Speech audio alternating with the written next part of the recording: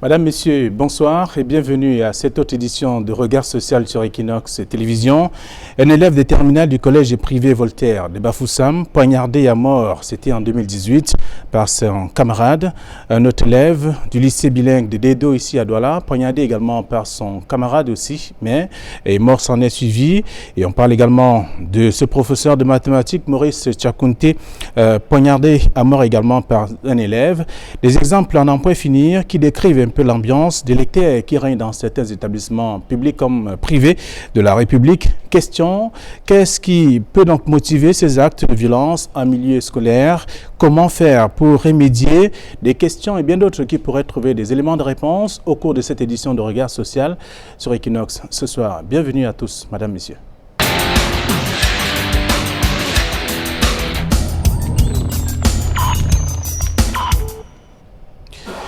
Des établissements scolaires sont-ils devenus des lieux d'insécurité pour des élèves qui y vont pour acquérir des connaissances? Des parents contrôlent-ils encore leurs enfants? Ça reste une véritable question également. Mais qui sont donc ces auteurs? Des violences observées dans la plupart des établissements publics et privés de la République.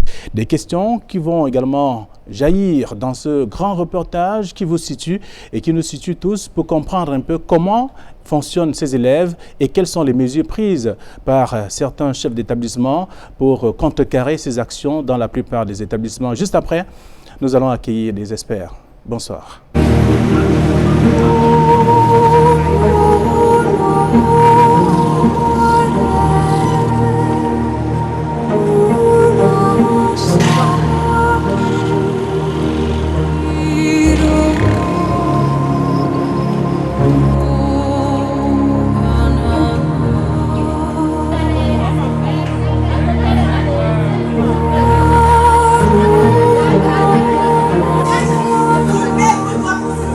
Comme plusieurs élèves qui quittent leur domicile pour se rendre à l'école, Machia Anyang Mohamed, 16 ans, a fait de même sans savoir qu'il avait rendez-vous avec la mort ce jour-là. L'élève de la classe de seconde F3 au lycée technique de Kiki, situé à 7 km de la ville de Bafia, dans l'Ombam, qui se trouve dans cette morgue, avait, selon le proviseur du dit lycée, interrompu les cours pour livrer une partie de cartes avec son ami, par ailleurs élève au lycée de Moko, situé à 3 km de Kiki.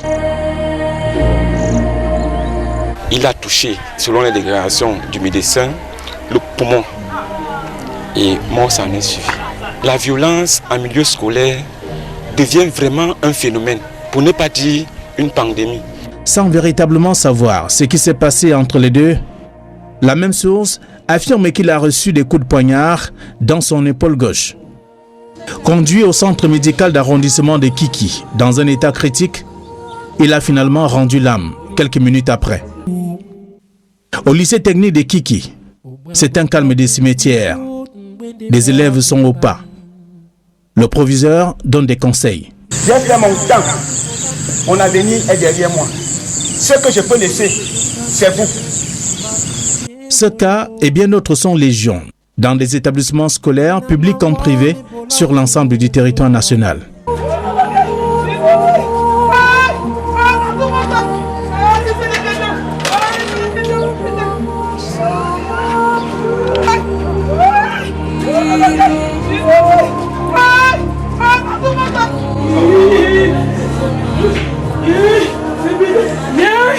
C'est pourtant avec le sourire qu'elle a dit au revoir à son fils le matin. Ce dernier allait à l'école chercher son bulletin de notes. Mais voici Madame Diaka, quelques heures plus tard, devant la dépouille de son bien-aimé, aux urgences de l'hôpital de district de Deïdo.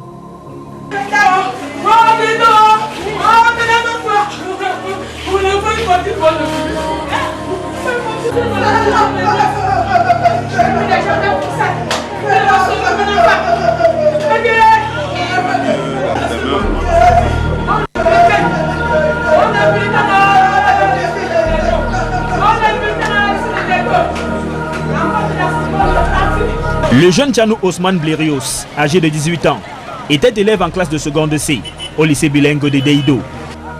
Il est bel et bien arrivé à l'école, mais lui-même ne savait pas que ce serait pour la dernière fois de sa vie. Car cette vie, c'est ici qu'il va la perdre à tout jamais.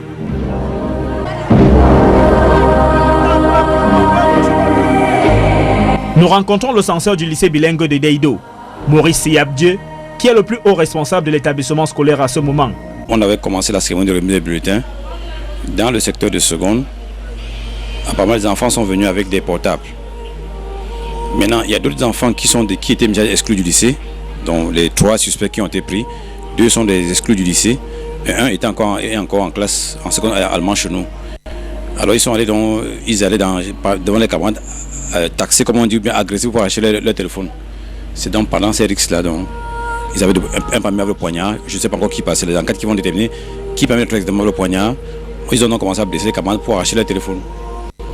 Malheureusement, ils ont mal blessé l'autre qui a passé de devis à trépas. Quand j'ai suivi comme une espèce de vacarme impressionnant, et je suis sorti, j'ai vu la cour de l'hôpital qui était envahie par les élèves du lycée bilingue. Il a même fallu beaucoup de sécurité pour les vigiles qui étaient au portail pour qu'ils arrivent à bloquer, parce que pratiquement tout le lycée s'est déversé vers l'hôpital. Maintenant, quand on regarde, ils transportaient leurs camarades qui étaient pratiquement inanimés. Donc on a essayé de gérer, de les bloquer et de voir ce qui s'est passé. Lui souhaitait une belle carrière dans la médecine. Un rêve que caressait le jeune élève de la classe de seconde C, mais qui ne pourra malheureusement jamais réaliser. La délinquance en milieu scolaire a encore frappé. Et au lycée bilingue de Deido, l'accumulation des faits répréhensibles en l'espace de quelques temps interpelle.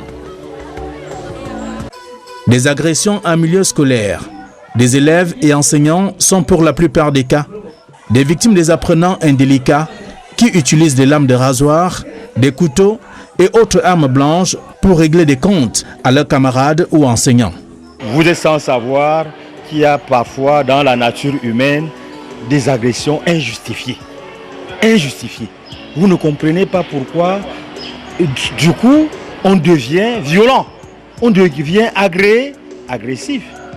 Et puis, si on prend l'exemple de cet élève du Mbam qui a agressé son camarade avec une arme sortie de son bout de pain, vous comprenez que les enfants développent des stratégies et ils nous interpellent à développer nous-mêmes d'autres stratégies pour minimiser le port d'objets contondants et d'objets pouvant servir à agresser les camarades, comme les lames de rasoir, comme les compas même.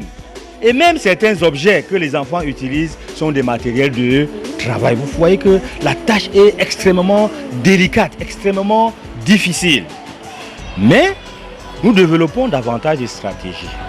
Au sein de notre établissement, nous avons un comité de lutte contre l'insécurité et la violence qui est constitué d'un panel de personnel de l'établissement, de personnel et de tous ceux qui vivent au sein de l'établissement, notamment les responsables comme les censeurs, les surveillants généraux.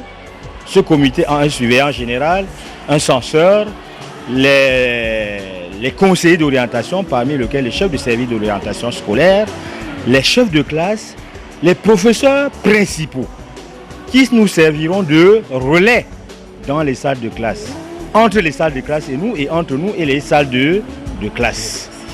Les raisons de ces comportements sont multiples, selon certains dispensataires du savoir.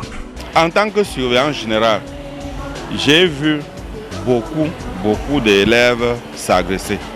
Et l'élément que nous pouvons mettre en avant, c'est surtout les jeux au hasard et les prêts d'argent.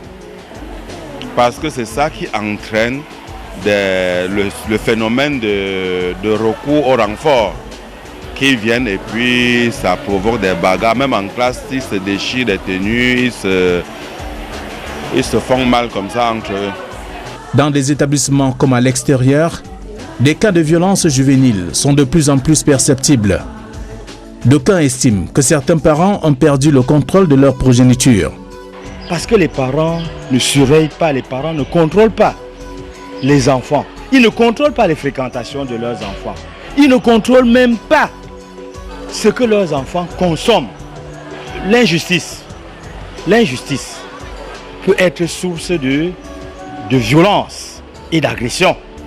Parce que un camarade a été m'a attaqué et je n'ai pas eu une réponse de satisfaction à une plainte émise à cet effet, je peux chercher à résoudre le problème moi-même, ce qui est très grave parce que les enfants sont très naïfs, on ne se rend pas justice. La difficulté, c'est qu'à un certain moment, nous n'avons plus de vue sur ces enfants.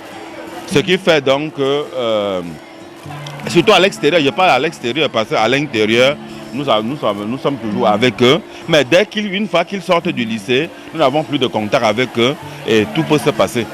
Et les rancunes qu'ils ont accumulées à l'extérieur, ils reviennent à l'intérieur avec et cela engendre les violences. Des effectifs pléthoriques, le manque de caméras de surveillance et surtout de clôture dans certains établissements scolaires favorise aussi l'insécurité en ces lieux. Le problème d'abord c'est la délinquance et le mauvais suivi parfois dans les établissements parce qu'il y a certains établissements qui sont parfois négligents dans le respect des règlements intérieurs. Ce qui cause en fait de nombreux dégâts. Ce sont aussi les élèves, ça dépend des éducations qu'ils ont aussi reçues de leurs parents à la maison pour apporter à l'établissement scolaire afin de contaminer les autres. En fait, quand je vois déjà qu'il y a une certaine forme d'insécurité, de bagarre, de violence, tout ça, je fais appel au surveillant général pour qu'on puisse immédiatement régler la situation. Les élèves se permettent de venir à l'école avec les outils comme la lame, les couteaux, pour influencer les professeurs. Quand un professeur parle à un élève, l'élève se permet de répondre « Oh, c'est pas du tout normal ». Ce qui entraîne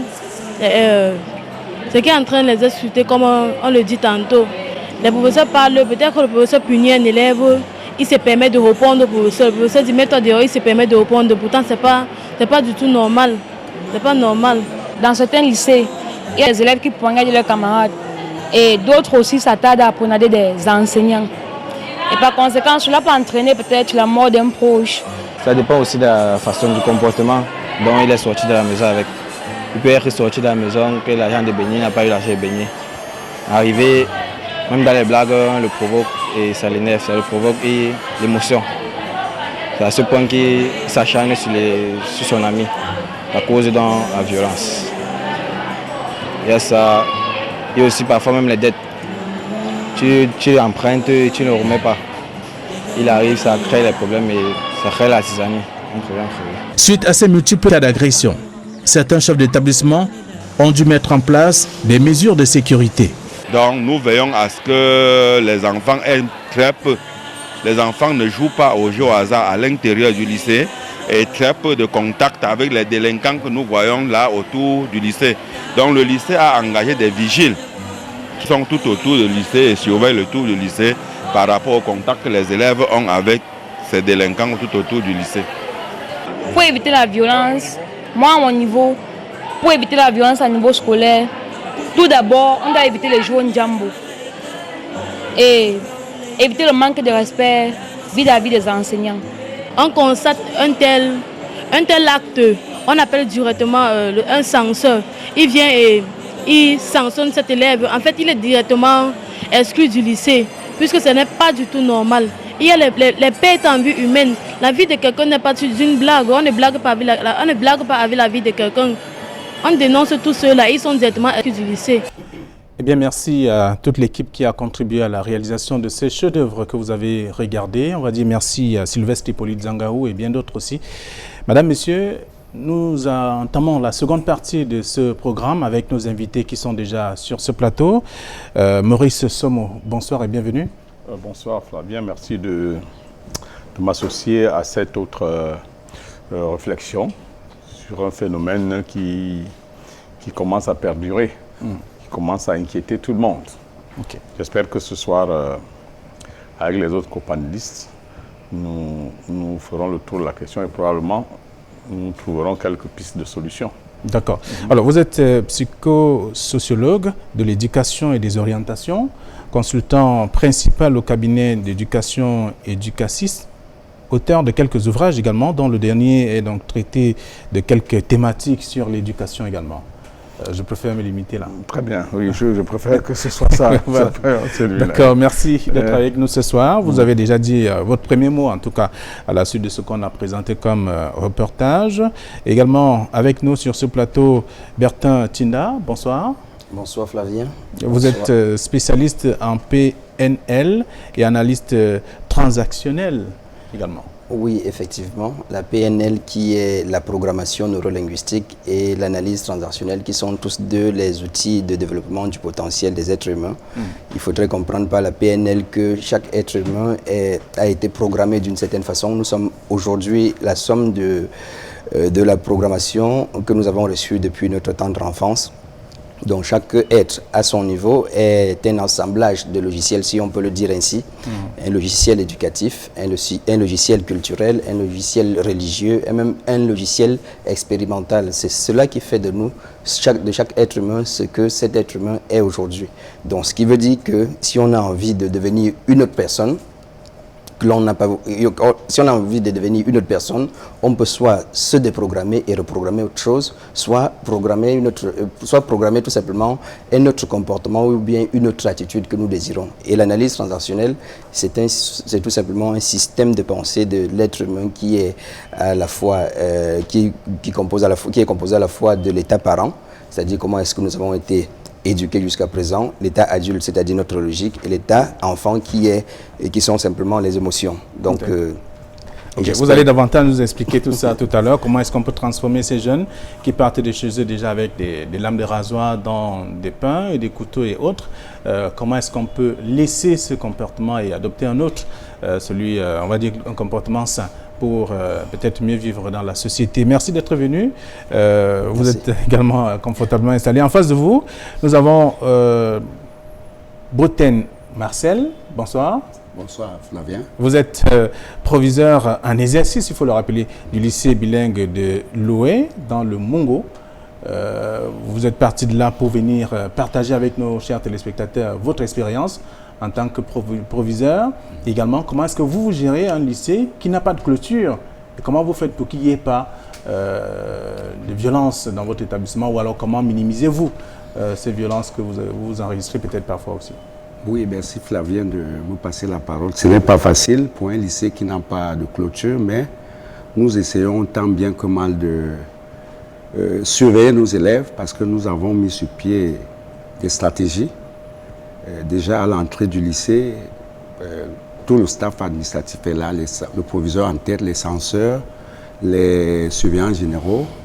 Nous utilisons les métaux pour les détecteurs de métaux, bien sûr, pour essayer de fouiller ces élèves pour voir s'ils n'ont pas de couteau dans leur sac. Nous avons également acquis des vidéos de surveillance. Dans mon établissement, il y en a déjà. Déjà à partir de mon bureau, je peux voir ce qui se passe à l'extérieur. D'accord. Alors, lorsque vous regardez ce reportage, vous le suivez, vous écoutez les témoignages des uns des autres, il y a des enseignants qui parlent, il y a des élèves également. Vous vous dites quoi? Est-ce que chez vous, c'est mieux ou alors que c'est pire que ce qu'on a suivi? Bon, chez moi, je peux vous dire que pour le moment, il n'y a pas à s'alarmer, il n'y a pas de gros cas de violence pour le moment. Vous savez, l'OE, c'est une zone périphérique, c'est pas une ville en tant que telle. Les enfants adoptent certains comportements, ils sont assez dociles pour le moment. D'accord. Voilà. Alors, vous allez également nous dire un peu comment vous faites, puisque vous êtes, on va dire, en périphérique, quoi, comme qui dirait... Ce n'est pas un proviseur de brousse, hein. Non, je n'ai pas dit de brousse, j'ai dit en périphérique. Voilà. Ce n'est pas un proviseur de brousse. Alors, avec nous également sur ce plateau, du poème... non, j'allais dire Isiaka. Oui, c'est ça. Voilà. Bonsoir et bienvenue. Bonsoir Flavien. Vous êtes enseignant, actuel censeur, l'un des censeurs en tout cas du lycée bilingue de la Cité des Palmiers. Je préfère tout simplement enseignant. Enseignant, oui. C'est au nom d'enseignant que vous êtes là. Oui. Merci, il faut le rappeler également. Alors, vous également, vous avez suivi le reportage. Qu'est-ce que vous dites a priori? Bon, il faut dire que je suis vraiment atterré, j'ai le cœur serré, quand je vois ce qui se passe dans nos établissements. Et je suis vraiment touché parce que enseignant dans la salle, dans les établissements, je me sens tout simplement en insécurité. Parce que ce que je vois ne semble épargner personne. Autant les élèves y passent, autant les enseignants y passent, autant même les passants ne sont pas épargnés. Et je suis atterré et les questions se posent quant aux origines de tels comportements, mais surtout les questions se posent quant aux solutions qu'on pourrait apporter pour essayer de résorber autant que possible ce phénomène. D'accord. Alors, nous allons également avoir sur ce plateau Maître Tchege Louis Bernard, qui est avocat au barreau du Cameroun. Il viendra nous dire qu'est-ce que la loi prévoit en pareille circonstance, je voudrais dire. Qu'est-ce qu'on peut réserver comme sanction pour ces élèves qui aujourd'hui se transforment en agresseurs, carrément, vis-à-vis de leurs camarades, vis-à-vis des enseignants et même des passants aussi. Donc, tout cela, tout à l'heure, il sera sur ce plateau. Mais avec vous, Maurice Somo, vous êtes celui qui façonne également les pensées de ces enfants. Comment est-ce qu'on peut comprendre ce phénomène? On avait déjà évoqué le cas, on a cru que c'était ou que le message était passé, mais jusque-là, c'est comme si on avait appuyé sur accélérer. Oui, je ne sais pas, je suis dérangé, ça dépend de là où vous voulez prendre la chose. Alors, effectivement, le cas du lycée de Kiki est le énième. Et chaque fois, c'est des débats comme ceci en cours. Chaque fois, on apprend que des mesures ont été prises. Mais quel est ce phénomène qui est si têtu, qui est si résiltant et si récalcitrant au point où des intelligences humaines réunies autour de tout un ministère, ou même de 3 ministères en charge de l'éducation dans notre pays qui se saisissent de la question, quel est ce mal que l'on ne parvient pas à endiguer? Alors, lorsqu'on ne parvient pas à endiguer un mal, ça veut dire tout simplement qu'on le soigne très mal, ou alors tout simplement on ne le comprend pas.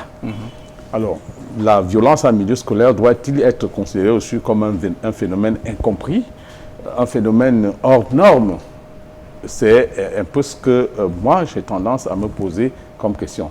Ou alors c'est nous qui pensons des attitudes contre ce phénomène, qui pensons mal, qui ne trouvons pas la thérapie appropriée. Je vais dire une chose, juste, je vais dire, les enfants qui vont à l'école sont, en fait, fonctionnent sur ce qu'on appelle la reproduction de modèles. Il y a ce qu'on appelle l'identification. C'est-à-dire? Alors, c'est tout simple. Les enfants sont un tout petit peu la société en miniature. C'est-à-dire que qui est tout simplement une image de la société au plan global. En d'autres termes, on aura une école violente dans une société qui est elle-même violente. Alors, les enfants, aujourd'hui, deviennent violents probablement. Je dis bien probablement parce que nous sommes dans une société où la banalisation de la mort et de la vie sont devenues monnaie courante. Lorsque vous regardez les journaux télévisés, il ne passe pas un jour où on vous dit il y a eu tel assassinat, telle tuerie par-ci et par-là. Et donc, du coup, les enfants qui regardent ça intègrent cela comme un modèle et le reproduisent. Et quand ils vont à l'école, la mission de l'école, c'est quoi? La mission de l'école, c'est justement d'essayer d'écraser, de formater la mentalité des enfants pour que le discernement se fasse entre les images qui sont perçues dans la société globale et un modèle structurel qui va suivre plus tard. Aujourd'hui, si on ne parvient pas à en arriver là, c'est-à-dire que si notre école ne parvient pas à transformer l'enfant qu'il reçoit, c'est-à-dire le diable qu'il reçoit, en quelqu'un de saint, cela tout simplement, ça veut dire que notre école, dans son modèle actuel, est un échec et un gros échec. L'école est le milieu par excellence où l'enfant devrait, tout en étant en sécurité, cultiver des notions qui n'ont rien à voir avec la violence. Si la violence s'est assise sur l'école, ça veut dire que nous, enseignants, avons totalement failli aux missions d'éducation, de formation qui sont les nôtres. Bien sûr, on va prendre des responsabilités des uns et des autres. on va prendre les responsabilités également des parents dont on pense être la base et que le processus continue lorsque l'enfant arrive à l'école. Probablement, les parents auront leur part de responsabilité, le système dans l'ensemble, mais je voudrais avant toute chose que les éducateurs que nous sommes ici acceptions d'abord que nous avons failli, que nous acceptions que la société macro-structurelle a failli en donnant un modèle qui est bâti sur des normes de la violence. Et voilà pourquoi nos enfants aujourd'hui la reproduisent mécaniquement dans l'environnement scolaire où ils se déploient tous les jours. Alors, Ndjoupoem Isiaka, vous êtes un enseignant depuis plusieurs années. Vous avez une grosse expérience du comportement même de ces élèves. Et est-ce que lorsque vous regardez votre époque du secondaire à l'époque d'aujourd'hui, depuis qu'on décrit quand même ces phénomènes de violence dans les établissements, vous vous dites c'était encore mieux votre époque qu'à cette époque? Pour répondre comme au quartier, on va dire qu'il n'y a pas comparaison. Parce qu'à notre époque, c'était nettement mieux. Aujourd'hui, comme disait l'expert, on est en manque de repères. On est dans une société où il n'y a pas de modèle pour les enfants. Et les modèles sont simplement les vedettes qu'on regarde à la télévision. Donc ça fait qu'ils sont très aptes à copier et en regardant de telles images de violence, ils sont prédisposés à l'application, à entériner et à appliquer comme s'ils étaient des vedettes de télévision, etc. De deux, pour ajouter de l'eau à son moulin, on a banalisé la vie, on a désacralisé l'homme, on a simplifié la mort, on a singularisé la mort. Chose sacrée, ce n'est plus le cas aujourd'hui. Parce qu'on voit la mort à tout le carrefour. Aujourd'hui, c'est l'image de lynchage, demain de décapitation, après-demain de tuerie, demain de massacre, etc. C'est devenu presque un jeu où la vie de l'être humain semble être moins importante que celle d'une poule. On devrait encore envoyer les enfants à l'école? Moi, je voudrais répondre à cette question, Flavien, pour dire que pourquoi le système éducatif camerounais a enlevé de son programme l'enseignement de la morale?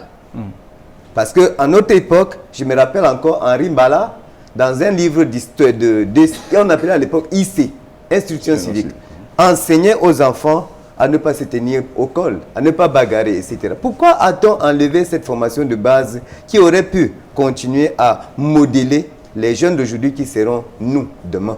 Le respect de l'aîné. Le respect de l'aîné, le respect des lois, les lois naturelles. Parce que je suis l'aîné, naturellement, j'ai droit à. C'est un privilège que toi, le petit, tu n'as pas, etc. Le respect des règlements même. Parce que quand vous regardez même ces enfants-là, nous qui sommes en contact avec eux tous les jours, la violence se voit à tout moment, même dans les propos, même dans le regard. Il faut être très fort pour supporter le regard d'un enfant en classe. Il faut être très fort pour pouvoir supporter le ton.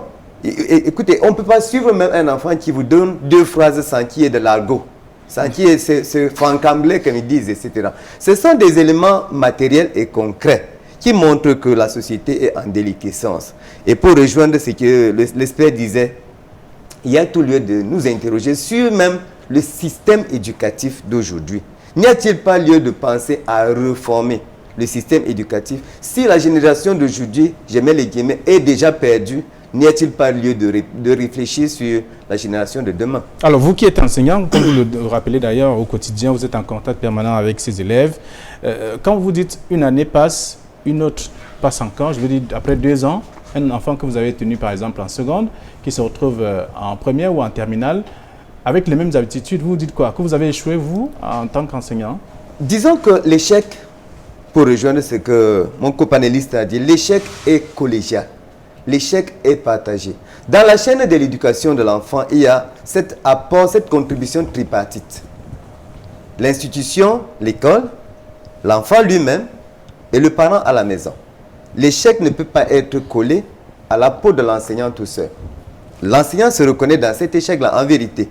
Mais est-ce que l'enseignant était dans toutes les dispositions pour pouvoir réaliser au mieux la mission d'éducation de l'enfant? Il faudrait encore interroger ce cas-là avant de pouvoir déclarer l'échec de l'enseignant. Est-ce qu'il avait été mis dans des conditions idoines, des effectifs pléthoriques dont vous parlez tout à l'heure, des conditions salariales, tout un ensemble d'éléments qui entoure l'enseignant, est-ce qu'il a bénéficié de tous ces privilèges-là pour pouvoir mener à bien la mission qui était la sienne? Alors, ça démoralise tout de suite l'enseignant? Ou alors qu'il n'est plus engagé? L'enseignant reste engagé parce qu'il a une mission sacerdotale. Ce n'est pas parce qu'il est enseignant et il veut devenir riche, non. Il a une mission de formation de l'enfant au-delà de ce que cela peut avoir comme retombées financières, retombées matérielles et même retombées morales sur lui. Il n'a pas démissionné, mais il continue à dire prenez en compte la situation de l'enseignant parce que tout part de l'école et tout reviendra à l'école. D'accord. Alors, Boten Marcel, vous voulez dire quelque chose avant la question que je vous pose? Non. D'accord, mais vous êtes également, vous encadrez non seulement les élèves, les enseignants, qui sont également sous votre responsabilité. Comment vous les gérez pour aboutir quand même à trouver des enfants qui sont mal intentionnés? Parce que c'est là qui se retrouvent parfois avec... on a entendu dans le reportage également des enfants qui viennent à l'école avec leur goûter. Et dans le goûter, il y a par exemple la lame de rasoir, le couteau, un peu comme ce qui s'est passé à Tiki. Oui, merci Flavien. Avant de répondre à cette question, je dirais que le 12 mars, le 12 mars 2006, le ministre Bapès de Regretté Mémoire avait envoyé une circulaire au chef d'établissement dont l'objet était la prévention de la violence en milieu scolaire. Et dans cette circulaire, le ministre Bapès note qu'il y a plusieurs formes de violence, notamment les injures, les menaces de toutes sortes, le harcèlement sexuel par le téléphone, les bastonnades, les sévices corporels. Il disait donc aux enseignants, aux chefs d'établissement, de mettre fin à cela. Et pour mettre fin à cette façon de faire, il avait donné quelques pistes. Il disait que dans nos établissements, on devait cultiver l'empathie, on devait mettre fin à toute forme de maltraitance. Et on devait également proscrire, interdire l'usage des armes blanches, des couteaux et autres objets dangereux. C'est pour dire quoi? C'est pour dire que... Est-ce que tout cela a été respecté jusqu'ici? Oui, on peut dire que la circulaire du ministre Bapès du 12 mars 2006 reste d'actualité puisque nous sommes là aujourd'hui. Oui, mais elle peut rester d'actualité, mais l'applicabilité maintenant, est-ce que ça a été respecté, appliqué sur le terrain dans des établissements? On a toujours vu des enseignants qui corrigent à la base, au fouet les élèves, alors que ça a été interdit.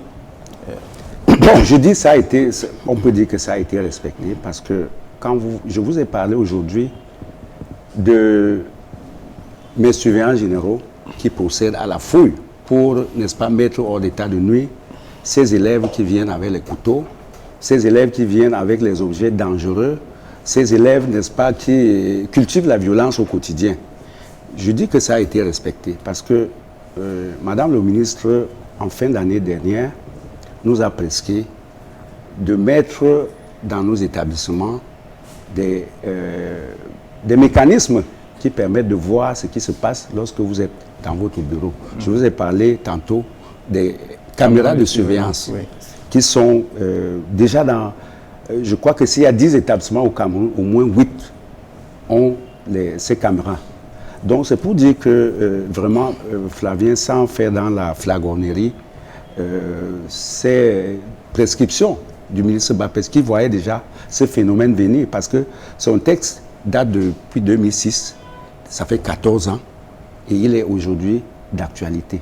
Donc nous tous, nous éducateurs, nous parents, nous élèves, nous enseignants, nous devons tout faire pour que cette violence-là, vraiment dans nos établissements, cesse. Alors, lorsqu'on traduit un élève au conseil de discipline, par exemple, vous êtes présent, l'élève vous dit quoi? Qu'est-ce qui motive celui-là de venir, par exemple, à l'école avec une lame de rasoir, un couteau, ou alors qu'il a giflé son camarade pour une histoire banale?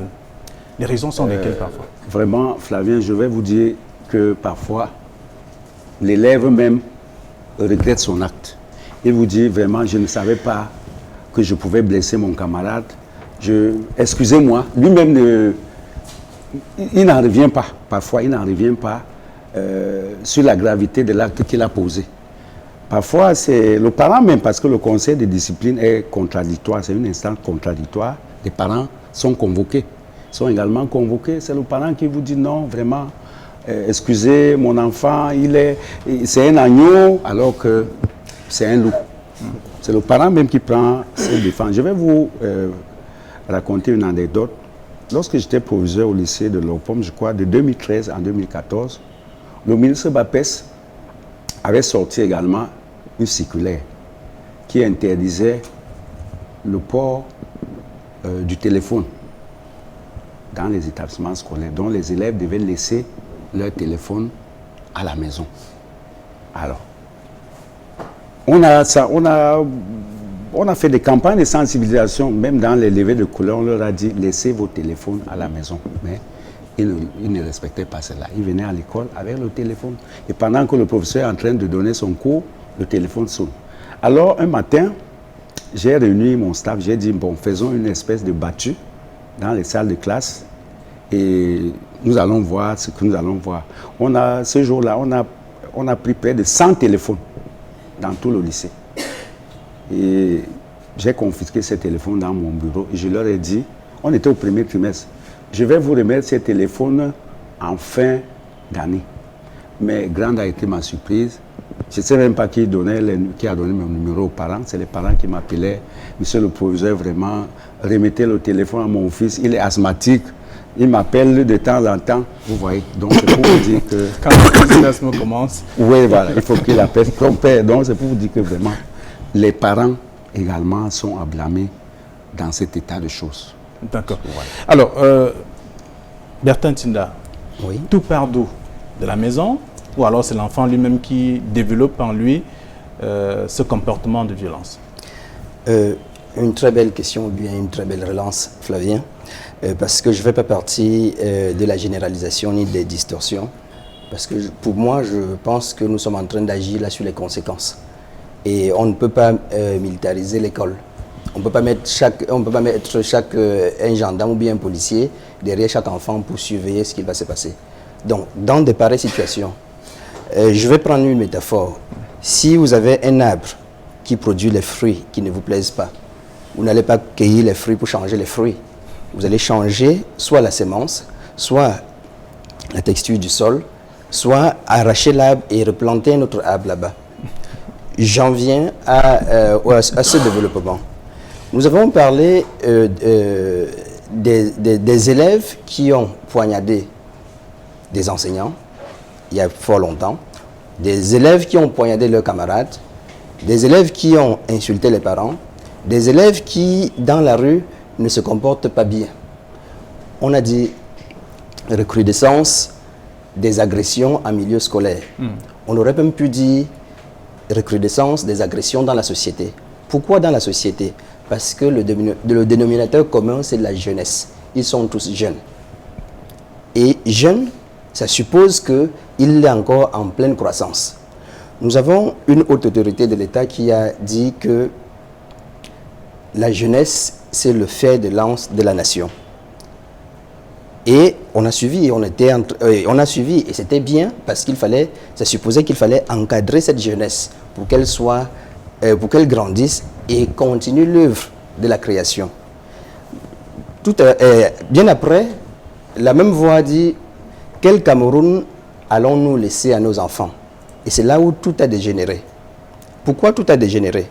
Parce que ce n'est pas quel Cameroun allons-nous laisser à nos enfants, mais c'est quels enfants allons-nous laisser au Cameroun. Si on avait pris la chose comme ceci, on aurait analysé autrement. Parce que quand on a dit quel Cameroun allons-nous laisser aux enfants, il a commencé à avoir dysfonctionnement. Dysfonctionnement au niveau de l'État. C'est-à-dire que chaque ministre, chaque directeur général savait qu'il fallait prendre de l'argent, et vous avez suivi ce qui s'est passé, vous savez ce qui se passe. Après, il faut prendre de l'argent pour aller garder quelque part pour que, après moi, mon enfant continue à utiliser. C'est de l'argent que je vais laisser à mon enfant. Celui qui est parent et qui s'occupe de l'éducation de son enfant, il ne pense plus qu'il est le spécial coach de son enfant parce qu'un parent est un accompagnateur de l'enfant. Il est le coach de l'enfant. Parce que chaque enfant naît dans votre famille, ou bien, oui, dans votre famille, parce que Dieu pense que vous avez la capacité de l'accompagner à la réalisation de sa mission de vie. Le parent a oublié cela. Il a pensé également à quel argent, quelle entreprise est-ce que je vais laisser à mon enfant quand je ne serai plus là. Du coup, on court derrière l'argent, on court derrière l'entreprise qu'il faut bâtir et on oublie le véritable élément. Quel enfant allons-nous laisser au Cameroun?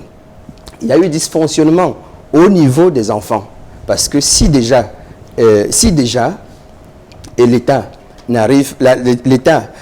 construit des lycées un peu partout, sans enseignants, je veux dire enseignants qualifiés, parce que nous avons les professeurs avec nous et nous avons les enseignants avec nous, et ceux qui sont dans des coins un peu reculés vont vous dire qu'ils se soutiennent avec les profs des parents d'élèves.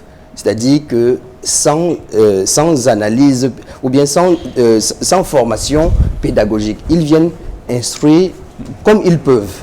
Ils viennent donner aux enfants ce qu'ils Les universitaires ou encore d'autres qui... Oui, ils viennent transmettre aux enfants ce qu'ils peuvent. Nous avons donc à la maison des parents qui ne suivent pas les enfants et à l'école certains enseignants qui ne sont pas au courant de la pédagogie et de comment est-ce que l'on peut accompagner les enfants. Les enfants sont maintenant entre deux feux. Et dans ces deux feux, puisqu'ils n'ont pas de plan, ils doivent s'engager avec leurs enfants, avec leurs amis, pardon. Ils doivent s'engager avec leurs amis. Quelle est la nature de l'éducation de leurs amis? Peut-être qu'ils ne sont pas allés à l'école. Pourquoi ils ne sont pas allés à l'école? Ils ne sont pas allés à l'école. Il se pourrait que l'argent qui était destiné a été détourné en haut et finalement, on n'a pas de quoi, je vais dire, éduquer tout le monde de la même façon. Voilà comment est-ce que les enfants s'entichent avec d'autres enfants qui, naturellement, ne pourront pas les accompagner à pouvoir aller en classe, aller s'instruire, aller se construire, aller s'éduquer, aller se faire accompagner.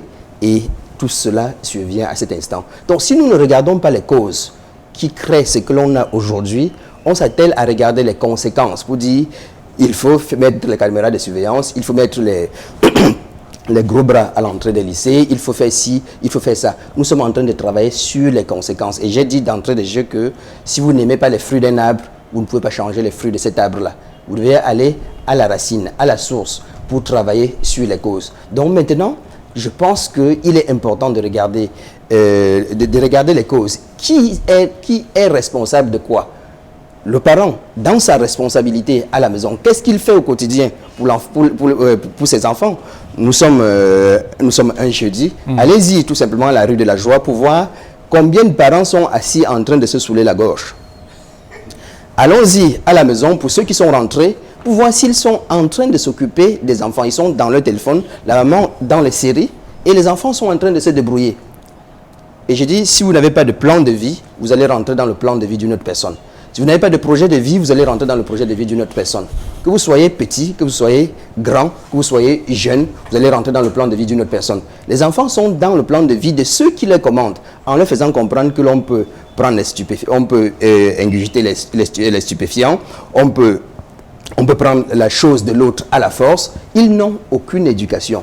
Les parents, parce qu'ils sont en train de courir derrière cet argent, qu'il faudrait laisser aux enfants avant de partir, ont choisi d'aller au village chercher un petit garçon, ou bien une tantine, ou bien une personne qui a une éducation d'à peu près pour venir s'occuper des enfants. Comment est-ce que nous voulons que notre éducation soit transmise à notre enfant à partir du moment où nous ne sommes jamais là? Les parents sortent à quelle heure? Ils rentrent à quelle heure? Ils rentrent à quelle heure? Ils sortent à quelle heure? Quel temps prennent-ils pour échanger avec les enfants? J'ai dit tout à l'heure que si nous continuons à avoir des enfants dans la vie, c'est que Dieu est confiant. Il sait que le monde doit pouvoir continuer. D'accord. Nous devons continuer l'œuvre de la création à travers les enfants. Alors, si je prends peut-être la fin de ce qu'il dit pour vous poser la question de savoir, est-ce que les parents ont abandonné leur rôle? C'est-à-dire celui d'encadrer, d'éduquer leurs propres enfants d'abord, à partir de la maison, et à l'école, ainsi de suite. Oui, avant de revenir à ta question, hein, si tu permets, je voudrais rebondir sur l'intervention du proviseur Boten tout à l'heure, pour admirer d'abord son courage. Parce qu'être rentré jusqu'en 2006 pour évoquer des circulaires, une circulaire prise par un ministre Bapès qui l'a évoqué à 4-5 ou 6 reprises, à Mondovision. J'ai bien peur que sorti d'ici, son patron actuel ne tape sur les doigts, comme si lui actuellement n'est en train de rien faire du tout et que les établissements fonctionnent sur le modèle de ce qu'un certain Bapès aurait fait à une époque donnée. Il ne fait que rappeler ce qui a été fait. Oui, il ne fait que rappeler l'histoire et les faits historiques sont têtus. C'est pourquoi je veux les dédouaner dans ce sens-là.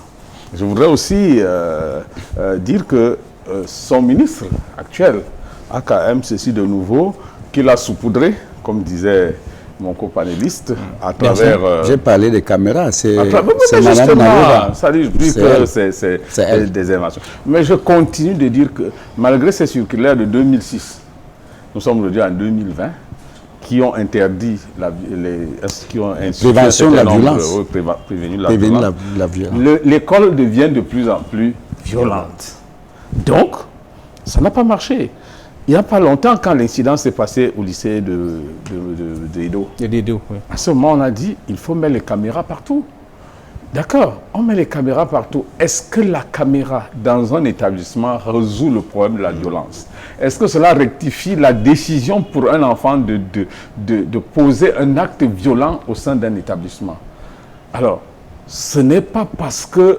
Et attention, même s'il y en a qui se rachètent plus tard en disant « Non, vraiment, excusez-moi », laissez-le 2 jours plus tard, il reproduit exactement le même comportement. Ça veut dire que ce n'est pas parce qu'il se sent regardé, surveillé, qu'il ne va pas poser un acte. Et du coup, c'est une mesure qui peut avoir plus ou moins d'influence, mais qui ne vient pas résoudre un problème dont la cause est à chercher ailleurs, profonde. Et nous avons donc, et pour revenir donc directement à votre question, la violence, l'enfant violent, il y a des enfants qui naissent violents et il y a des enfants qui deviennent violents. Alors les enfants qui naissent violents sont ceux qui héritent. Il y a beaucoup de théories là-dessus scientifiques qui ont démontré qu'il y en a qui héritent, n'est-ce pas, un certain nombre de caractères violents à la naissance. Que vous le vouliez ou non, quel que soit l'environnement dans lequel il se développe, il va développer des attitudes de violence. Parce que, entendez par violence, pas seulement celles qui aboutissent à la mort, mais des actes simples comme par exemple arracher un crayon de son camarade ou bien le pincer ou quelque chose qui peut nuire à son camarade. C'est des actes violents et qui se reproduisent tous les jours dans les salles de classe. Donc, mais est-ce qu'à ce niveau-là, on ne peut pas déjà corriger un enfant qui naît violent? Lorsqu'un enfant est né violent, ça veut dire que le problème se situe ici à l'intérieur de sa constitution physiologique. À ce moment, il faudrait il faut recourir à des techniques qui sont appropriées et que peuvent utiliser des médecins pour rectifier.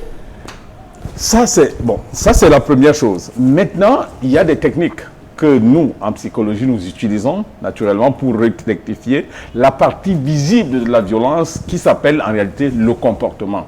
On peut donc rectifier le comportement pour que, quelle que soit la pulsion intérieure à un enfant qui suscite l'acte violent, que cette pulsion soit constamment reprimée, et cela par des techniques appropriées.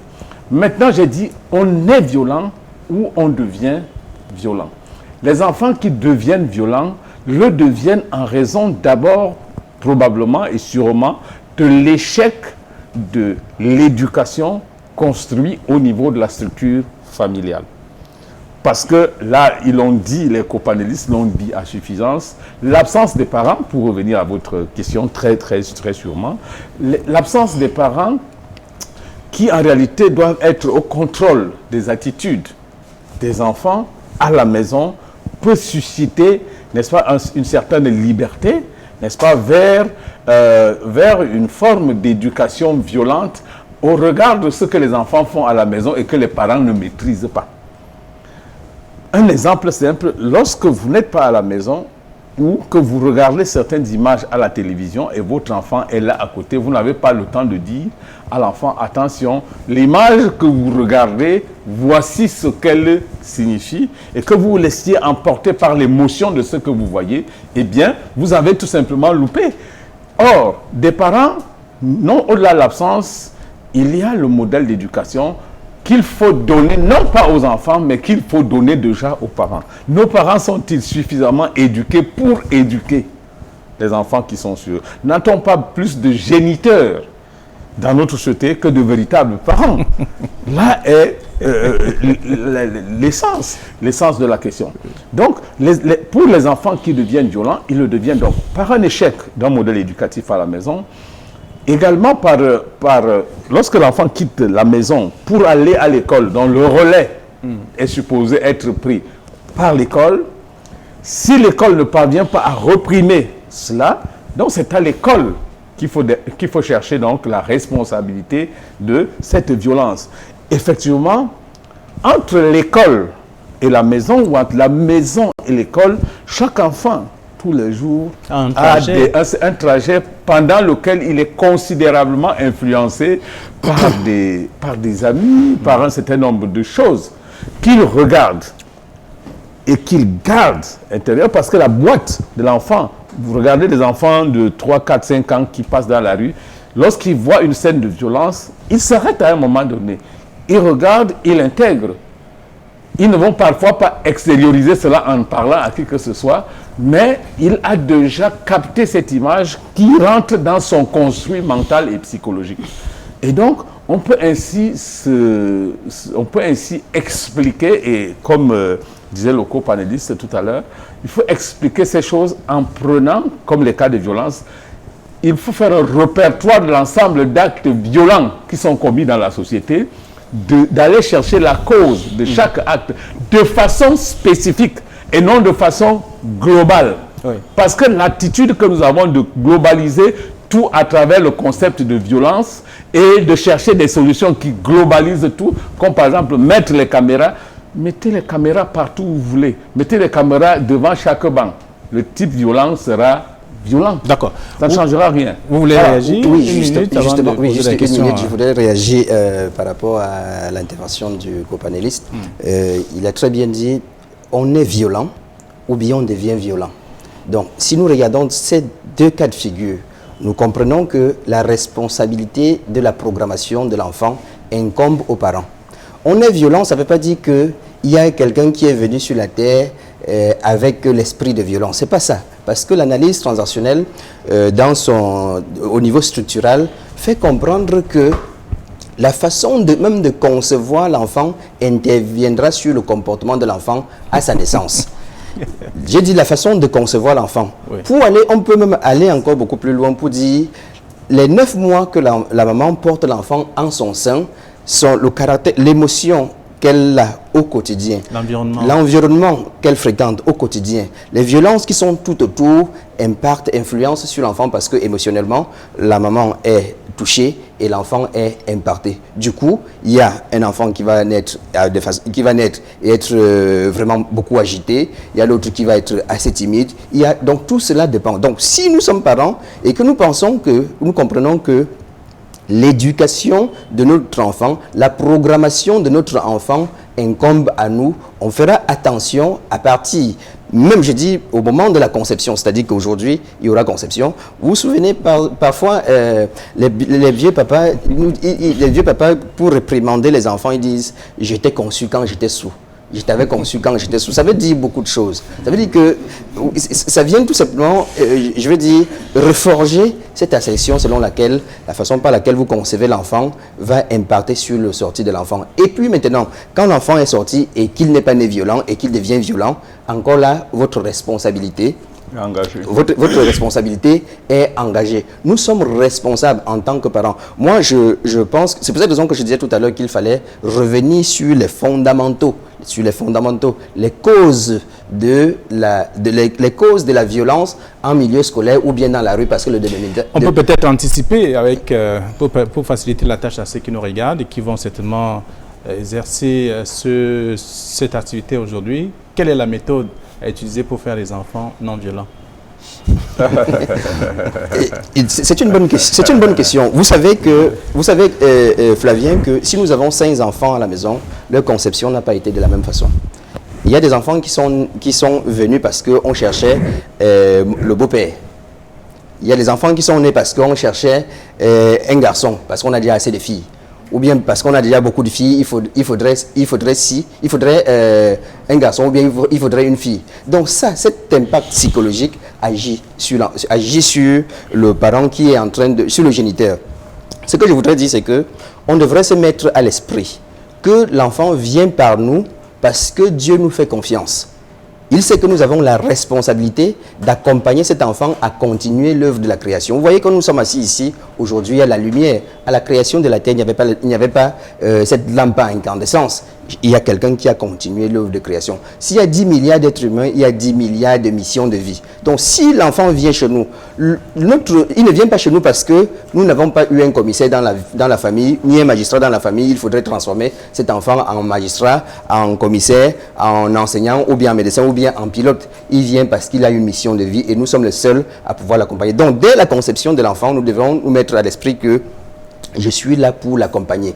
Si je sais que je suis là pour l'accompagner, je dois être attentif à chaque acte que l'enfant pose, à chaque attitude que l'enfant a changé, parce que à cela, je saurais qu'il y a quelque chose qui ne marche pas. J'ai vu une vidéo circuler tout dernièrement où on parlait des stupéfiants, comment est-ce qu'il fallait regarder, il fallait faire ci, il fallait faire ça. Mais si vous n'échangez pas avec votre enfant, si vous ne communiquez pas avec votre enfant, si vous ne scannez pas votre enfant, comme je peux bien le dire, l'enfant aura toujours des comportements autres. Et puis, ils sont tellement intelligents, c'est-à-dire pour nous détourner.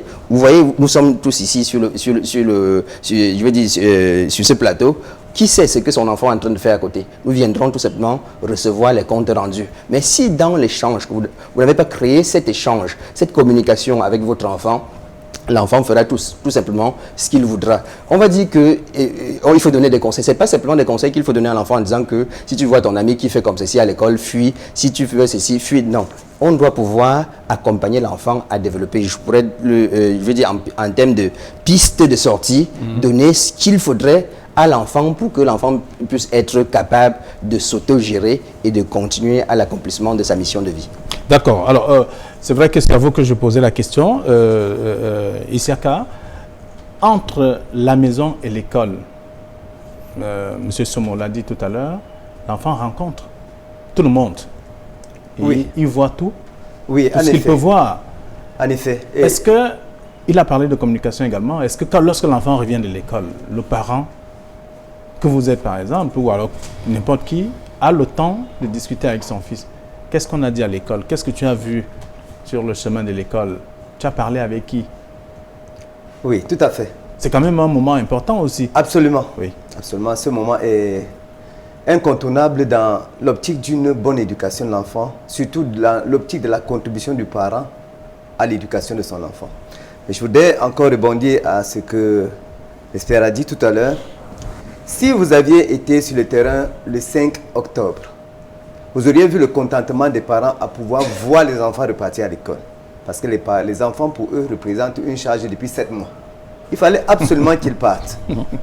Et donc, façon de se débarrasser. De se débarrasser de ces enfants-là. Et les 7 mois étaient les 7 mois de traversée, de calvaire pour eux. Et donc, les enfants représentent pour eux un véritable problème. L'école devient quoi? Un dépotoir. Il faut aller déposer l'enfant le matin si jamais on peut le faire. Et on s'en retourne. Maintenant, ceux-là, pour revenir à votre question, qui doivent parcourir le chemin en aller et retour, rencontrent le conducteur de moto, rencontrent le vendeur de beignets, rencontrent le passant, le simple passant, rencontrent monsieur, madame X, madame Y. Alors, cette rencontre façonne l'enfant d'une manière ou d'une autre, impacte l'enfant. Parce que l'enfant est d'une grande subtilité et acquiert très rapidement. Malheureusement, qu'est-ce qu'il retient très facilement? Le mauvais côté. La mauvaise image de la société, c'est ce qu'il garde en lui. Et c'est ce qui ressortira plus tard quand il s'agira d'exprimer alors à son tour son être. C'est ce qui va ressortir. Alors moi je pense que entre la maison et l'école, beaucoup de choses se passent et interpellent non seulement l'enseignant, parce que je n'ai que l'enfant là que quand il rentre dans la barrière du lycée. Et je me sépare de lui quand il quitte le lycée. Mais alors, entre le lycée et la maison, et tout le séjour à la maison avant de revenir le lendemain, la responsabilité des parents est interpellée. Une fois de plus, l'éducation est une chose qui doit être partagée. S'il y a un seul maillon de la chaîne qui est grippé, c'est toute la chaîne qui va rater sa mission. Et parmi ces différents maillons, il y a le parent, il y a la structure, l'institution qui accueille l'enfant, et il y a l'enfant lui-même. D'accord. Alors, je voudrais peut-être revenir sur Bertin, qui va sortir d'un moment à l'autre. Alors, avec vous, on constate quand même que tous ces enfants qui posent des actes, un peu des agressions, des violences envers leurs camarades et envers les enseignants, on constate que pour la plupart des cas, c'est des enfants qui consomment des stupéfiants. Oui, comme je l'ai dit tout à l'heure, c'est une conséquence. Et on pourrait même ajouter que ce sont des enfants qui consomment des stupéfiants et qui sont des enfants, des personnes entre guillemets aisées. Entre guillemets aisées. Et les enseignants, ils peuvent vous le dire ici. Pourquoi ils sont de cette catégorie?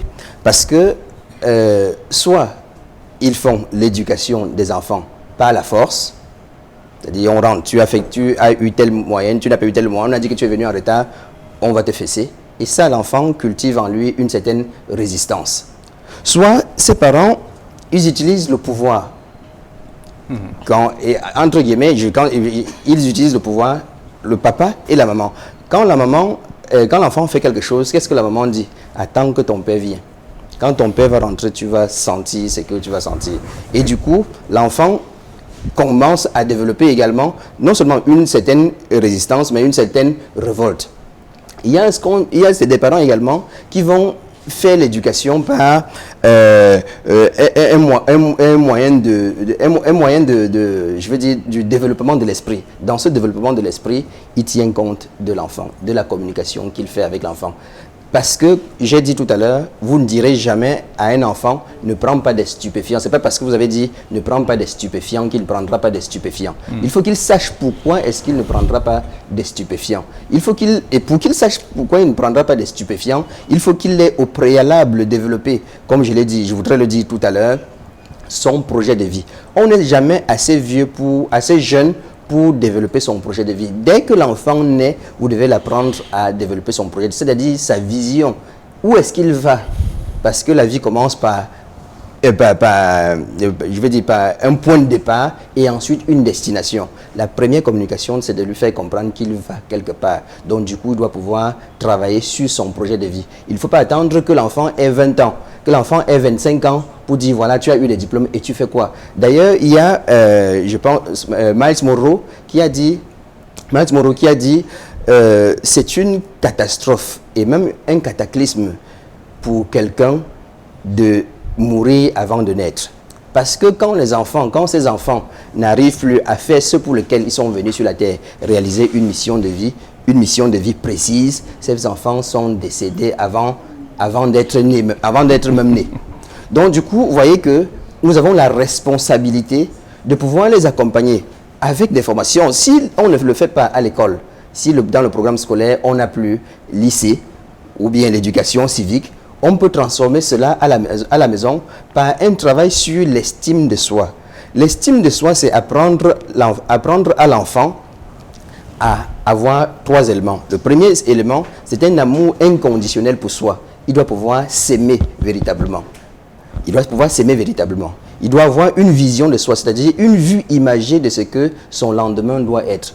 Ma fille a 8 ans, avec des programmes que nous voyons, elle se dit déjà, je serai neurochirurgienne. Pourquoi? Parce qu'on a travaillé sur un certain nombre de choses. Avant même de demander que ça veut dire quoi neurochirurgienne, il y a un certain nombre d'éléments qui ont été faits. Donc, ça travaille sur la vision de soi et l'amour de soi, l'amour inconditionnel pour soi, et la vision de soi va forger tout simplement ce qu'on appelle la confiance en soi. Ce qui fait que quand un enfant s'approchera, un ami s'approchera de lui pour dire « allons plutôt fumer, allons plutôt agresser », il pensera à ce qu'il veut être dans sa vie. Mais si vous n'imprimez pas en tant que parent cet élément, ces éléments dans l'esprit de l'enfant en croyant que vous allez laisser les enfants à l'école. Souvent, on va laisser les enfants à l'école. Dès que vous avez tourné la voiture, ils sont rentrés, ils ne sont même pas entrés.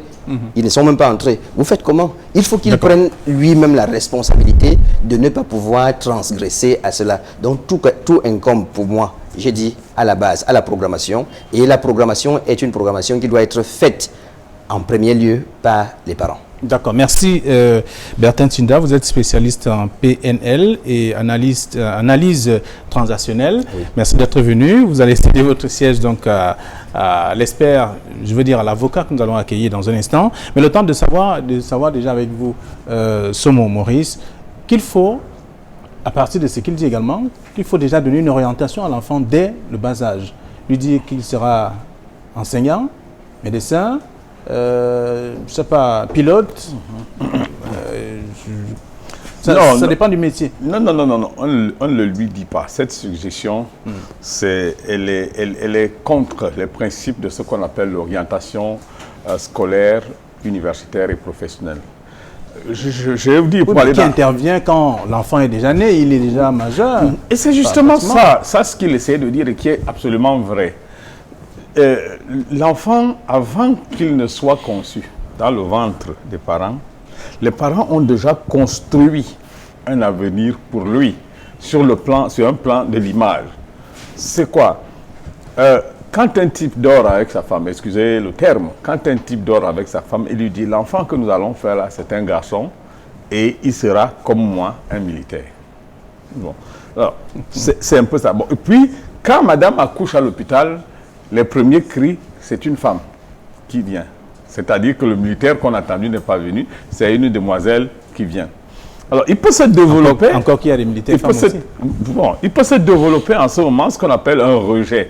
Un rejet qui conditionne le lien affectif qu'il y a entre l'enfant et les parents. Et ce rejet est ressenti par l'enfant qui va commencer par développer, dès qu'il naît, ce qu'on appelle des mécanismes de défense. C'est-à-dire qu'il se sent d'office rejeté de la société, de la famille, et donc développe des comportements et des attitudes qui consistent à se défendre d'une façon ou d'une autre. C'est comme ça que certains esprits violents naissent. Mais c'était juste une parenthèse. Mais pour dire que l'orientation n'est pas une suggestion que les parents font à l'enfant. Les parents, à travers l'activité ludique qu'un enfant peut développer dès le bas âge, c'est-à-dire les jeux, les échanges, le parent doit être celui qui observe, qui voit les tendances, les penchants, ce qu'on appelle l'idiosyncrasie, c'est-à-dire ce vers quoi tend un enfant, et commence donc par faire des comparaisons entre les intérêts que l'enfant développe et certains métiers, certaines attitudes et certaines professions qui sont plus tard. Il y a des enfants qui, dès le très bas âge, sont d'une propreté pathologique. C'est-à-dire qu'il ne veut rien autour de lui. Pensez déjà à cet enfant comme pouvant devenir plus tard un chirurgien, par exemple, parce qu'il a la notion d'ordre, de la propreté, ainsi de suite. Vous voyez, vous avez un enfant devant vous qui vous dépièce votre téléphone et qui vous le remet en place sans qu'il n'ait jamais été dans une école d'électronique. Vous expliquez ça comment? Qu'il a ce qu'on appelle des caractéristiques, si vous voulez, des acquis, pas des acquis, qu'il a des aptitudes. Des aptitudes naturelles, c'est une notion relative, il a des aptitudes naturelles qu'il faut plutôt valoriser à l'avenir. Donc, le rôle du parent, dans ce sens, est de saisir les penchants, les capacités, les aptitudes de l'enfant et de l'aider à aller vers là. Mais son rôle également, c'est de lui dire, attention, tu veux aller vers ceci, c'est un métier qui n'est pas porteur. Est-ce qu'il n'y a pas un métier de substitution qui soit capable en même temps de satisfaire tes aptitudes et tes penchants, mais également de te permettre d'être un citoyen, un être accompli et intégré socialement? Je vais vous inviter, mon cher frère et tous les copanélistes, cette semaine au cabinet éducaciste.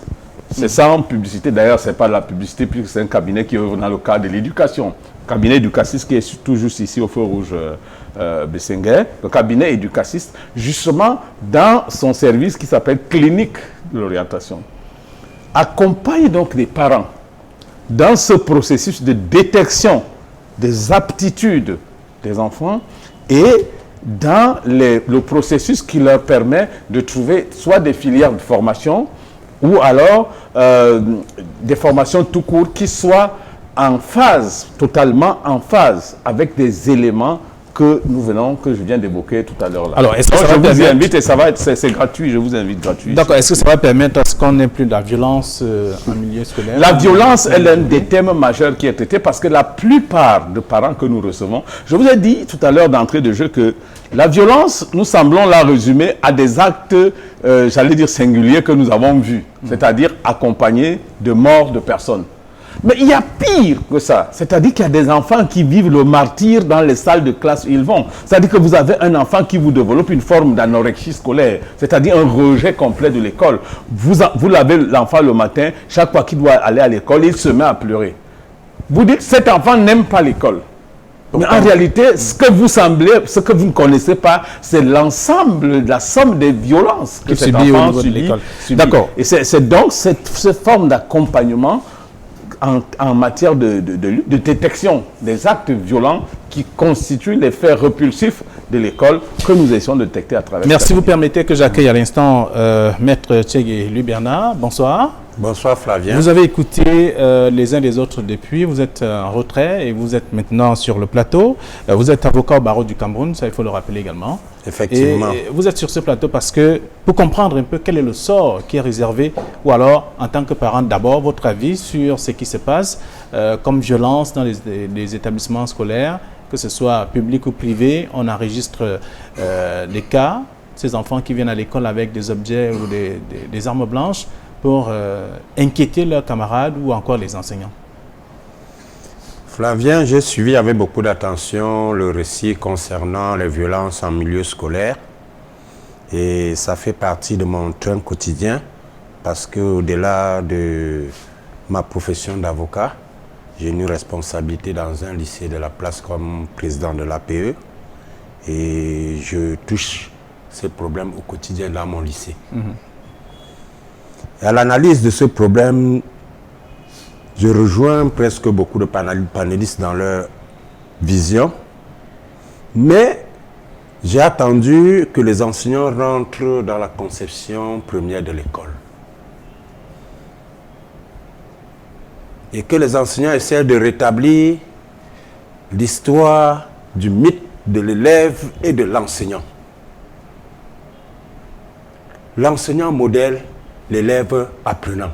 Est-ce qu'aujourd'hui, lorsqu'on rentre dans un établissement, ce mythe existe encore? La réponse c'est non. L'enseignant est devenu l'ami de l'élève.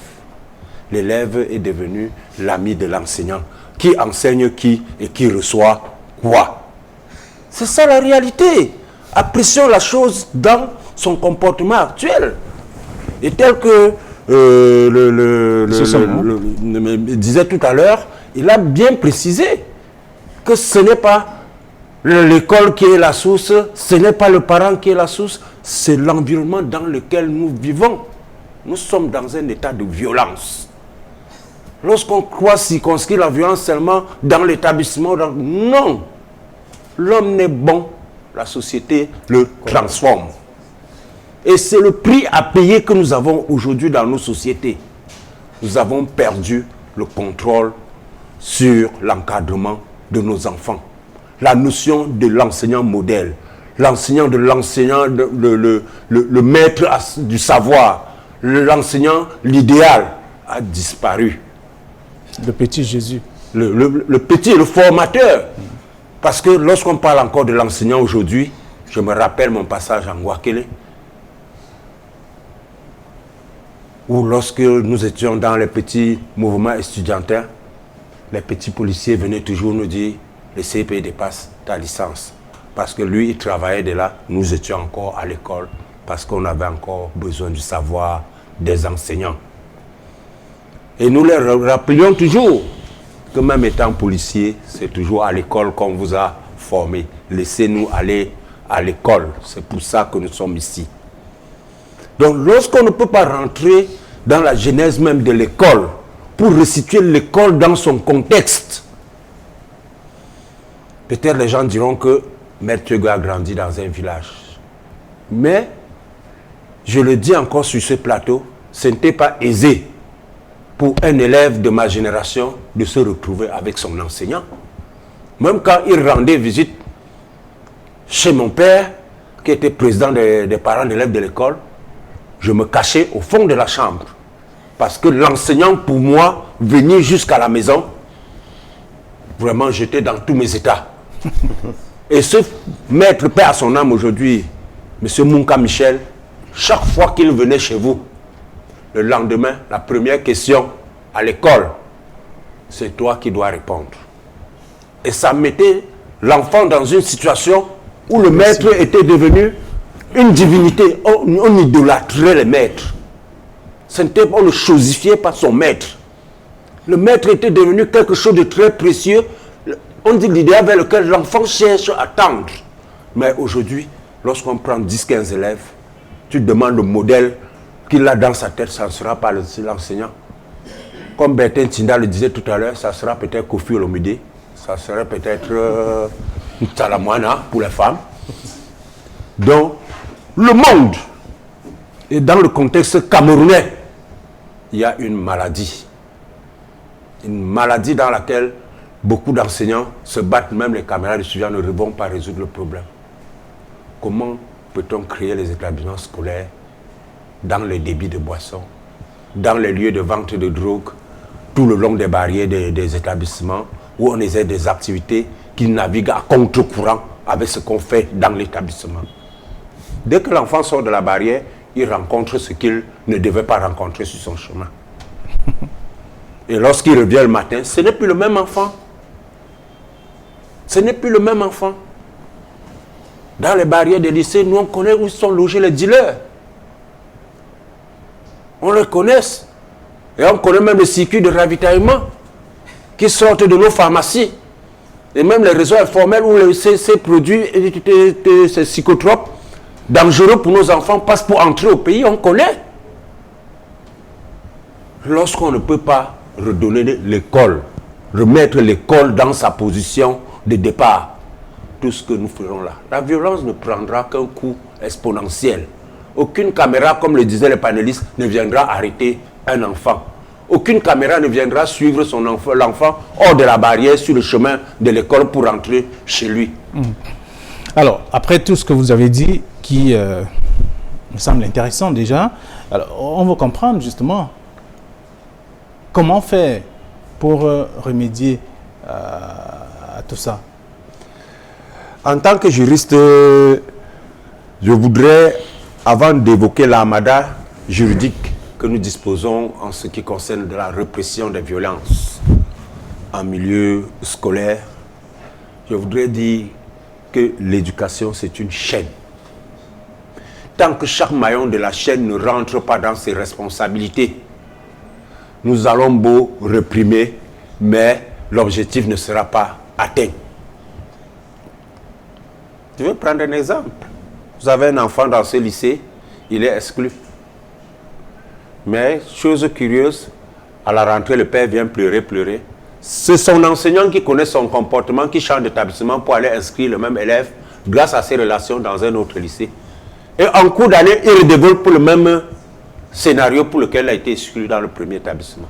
Vous comprenez que l'enseignant devient plutôt un facteur qui encourage le mauvais comportement. Parce qu'il n'a pas seulement empoisonné son lycée, puisqu'il connaissait le comportement de l'enfant, il a encore empoisonné un autre établissement avec ce tellement dangereux, alors que c'est l'enseignant qui devait même être le premier. C'est pourquoi, à la longue, on aurait même pensé qu'il faut faire un fichier réduit des élèves délinquants et qu'on le mette en réseau dans les établissements. Qu'on le mette en réseau de manière que lorsque vous êtes dans le fichier réduit, vous allez dans tel lycée, non, vous ne passez pas. Vous ne passez pas, vous êtes fiché. Ça permet au moins d'éloigner ceux qui ne veulent pas de l'école, du peu qui peut rester, dire que nous voulons chercher quelque chose. Alors, il y a la loi qui parle également. Le législateur camerounais des actes, un élève qui assassine son camarade ou son enseignant, quel est le sort qui lui est réservé? Je disais tantôt que La Sainte Bible des pénalistes comme moi, c'est le Code pénal. Le Code pénal, avec son document annexe appelé le Code de procédure pénale. Ce sont les deux textes qui s'appliquent sur le territoire camerounais concernant les comportements de violence. Un élève qui assassine son enseignant. La qualification juridique de l'article 276 parle de l'assassinat, c'est-à-dire un meurtre avec préméditation. La préméditation étant donc pour le fait pour l'élève de partir de chez lui avec l'objet dangereux, le mettre dans son sac, traverser, le dissimuler au niveau du portail, rentrer dans l'établissement avec l'objet et réaliser son forfait. Vous voyez le long cheminement, il a eu tout le temps de mûrir son projet, de s'approvisionner de l'arme qu'il faut et d'utiliser toutes les finesses pour éviter qu'on ne mette un terme à son projet en cours. Cela s'appelle l'assassinat. Donc il a prémédité, il a rassemblé un certain nombre d'éléments pour atteindre. Le législateur dit que la sanction, c'est la peine de mort. Beaucoup de gens vont suivre peine de mort, ils vont demander est-ce qu'on exécute encore la peine de mort au Cameroun. Elle existe encore dans notre ordonnancement juridique. Et à la prison de Noubel, il y a un quartier, on appelle le quartier de condamnés à mort. Ils sont enchaînés. Ils sont dans ce quartier, ils vivent sous des chaînes. Mais puisqu'ici, il s'agit des enfants. S'agissant donc des enfants. Des adolescents pour la plupart. Des adolescents pour la plupart. Je vais donc rentrer dans les prescriptions du code. Du code pénal qui dit, pour un enfant de moins de 10 ans, il n'est pas pénalement responsable. Quel qu'en soit ce qu'il pose, on constate qu'il est encore dans l'état d'un enfant qui n'a pas le discernement. C'est pourquoi le législateur l'a épargné de la responsabilité pénale. Cela voudrait dire quoi? Si dans votre établissement, vous avez des enfants de 10 ans avec des comportements un peu anormaux, autant mieux l'extraire du milieu, l'isoler, que de dire que c'est un bébé, le garder et y poser des actes que la loi couvre par rapport à son jeune âge. De 10 à 14 ans, l'enfant mineur est pénalement responsable. Mais la procédure de mise en marche de la sanction pénale, telle que prévue par le Code de procédure pénale, accorde des mesures un peu plus souples pour le mineur de 10 à 14 ans. Puisque automatiquement, et dès la première constatation de l'infraction, il y a une présomption d'innocence qui pèse sur lui. Et le législateur dit qu'en cours de jugement, les circonstances atténuantes lui sont accordées d'office.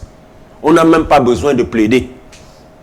Parce qu'on estime qu'il est encore dans la phase de transition entre la jeunesse et la maturité. Maintenant, le mineur de 16 à 18 ans, également, bénéficie des mêmes avantages. Mais celui-là est en train de franchir le seuil de la maturité et de la maturité pénale, de la majorité pénale qui est à 18 ans au Cameroun. Là-bas, le législateur a prescrit que la procédure et l'encadrement du délinquant dans cette étape, du délinquant mineur dans cette étape, doit être assorti des mesures particulières. Et c'est pour cela que lorsqu'un enfant de 10 à 18 ans pose un acte qualifié de crime ou de délit, la procédure de l'information judiciaire est obligatoire.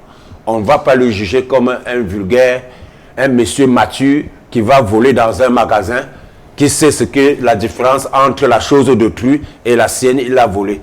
On passe par l'information judiciaire pour essayer de voir si on peut trouver les voies et moyens de ramener ces délinquants qui est en phase de maturation dans le sens de la resociabilisation. On lui accorde des mesures de faveur larges parce qu'on estime qu'il est encore malléable et qu'on peut le réinsérer dans la société après qu'il ait commis cet acte odieux. C'est pourquoi l'information judiciaire s'impose dans le cadre des infractions commises par les mineurs de 10 à 18 ans. Très bien. Alors, lorsqu'on a fini d'écouter tout cela, maintenant, il est question de proposer des solutions. On va toujours les proposer. Monsieur le professeur Boten Marcel, quelle est la méthode que vous utilisez dans votre lycée ou que vous pouvez partager avec d'autres responsables pour réduire cette violence en milieu scolaire? Merci Flavien de m'avoir passé la parole. Chaque fois dans les rassemblements, le lundi, je leur rappelle que la violence n'est pas une bonne chose. Donc, il y a également les causeries éducatives. Je passe dans les salles de classe et je leur montre les méfaits de la violence et je leur dis de cultiver l'amour entre eux, les élèves. Également, j'organise également des causeries avec les parents parce que on a la liste des élèves délinquants. J'appelle les parents et je leur dis vous nous avez abandonné vos enfants à l'école, soyez regardants avec qui ces enfants marchent. Il faut déjà savoir leurs compagnons. Également, regarder ce qu'ils font à l'école. C'est très important.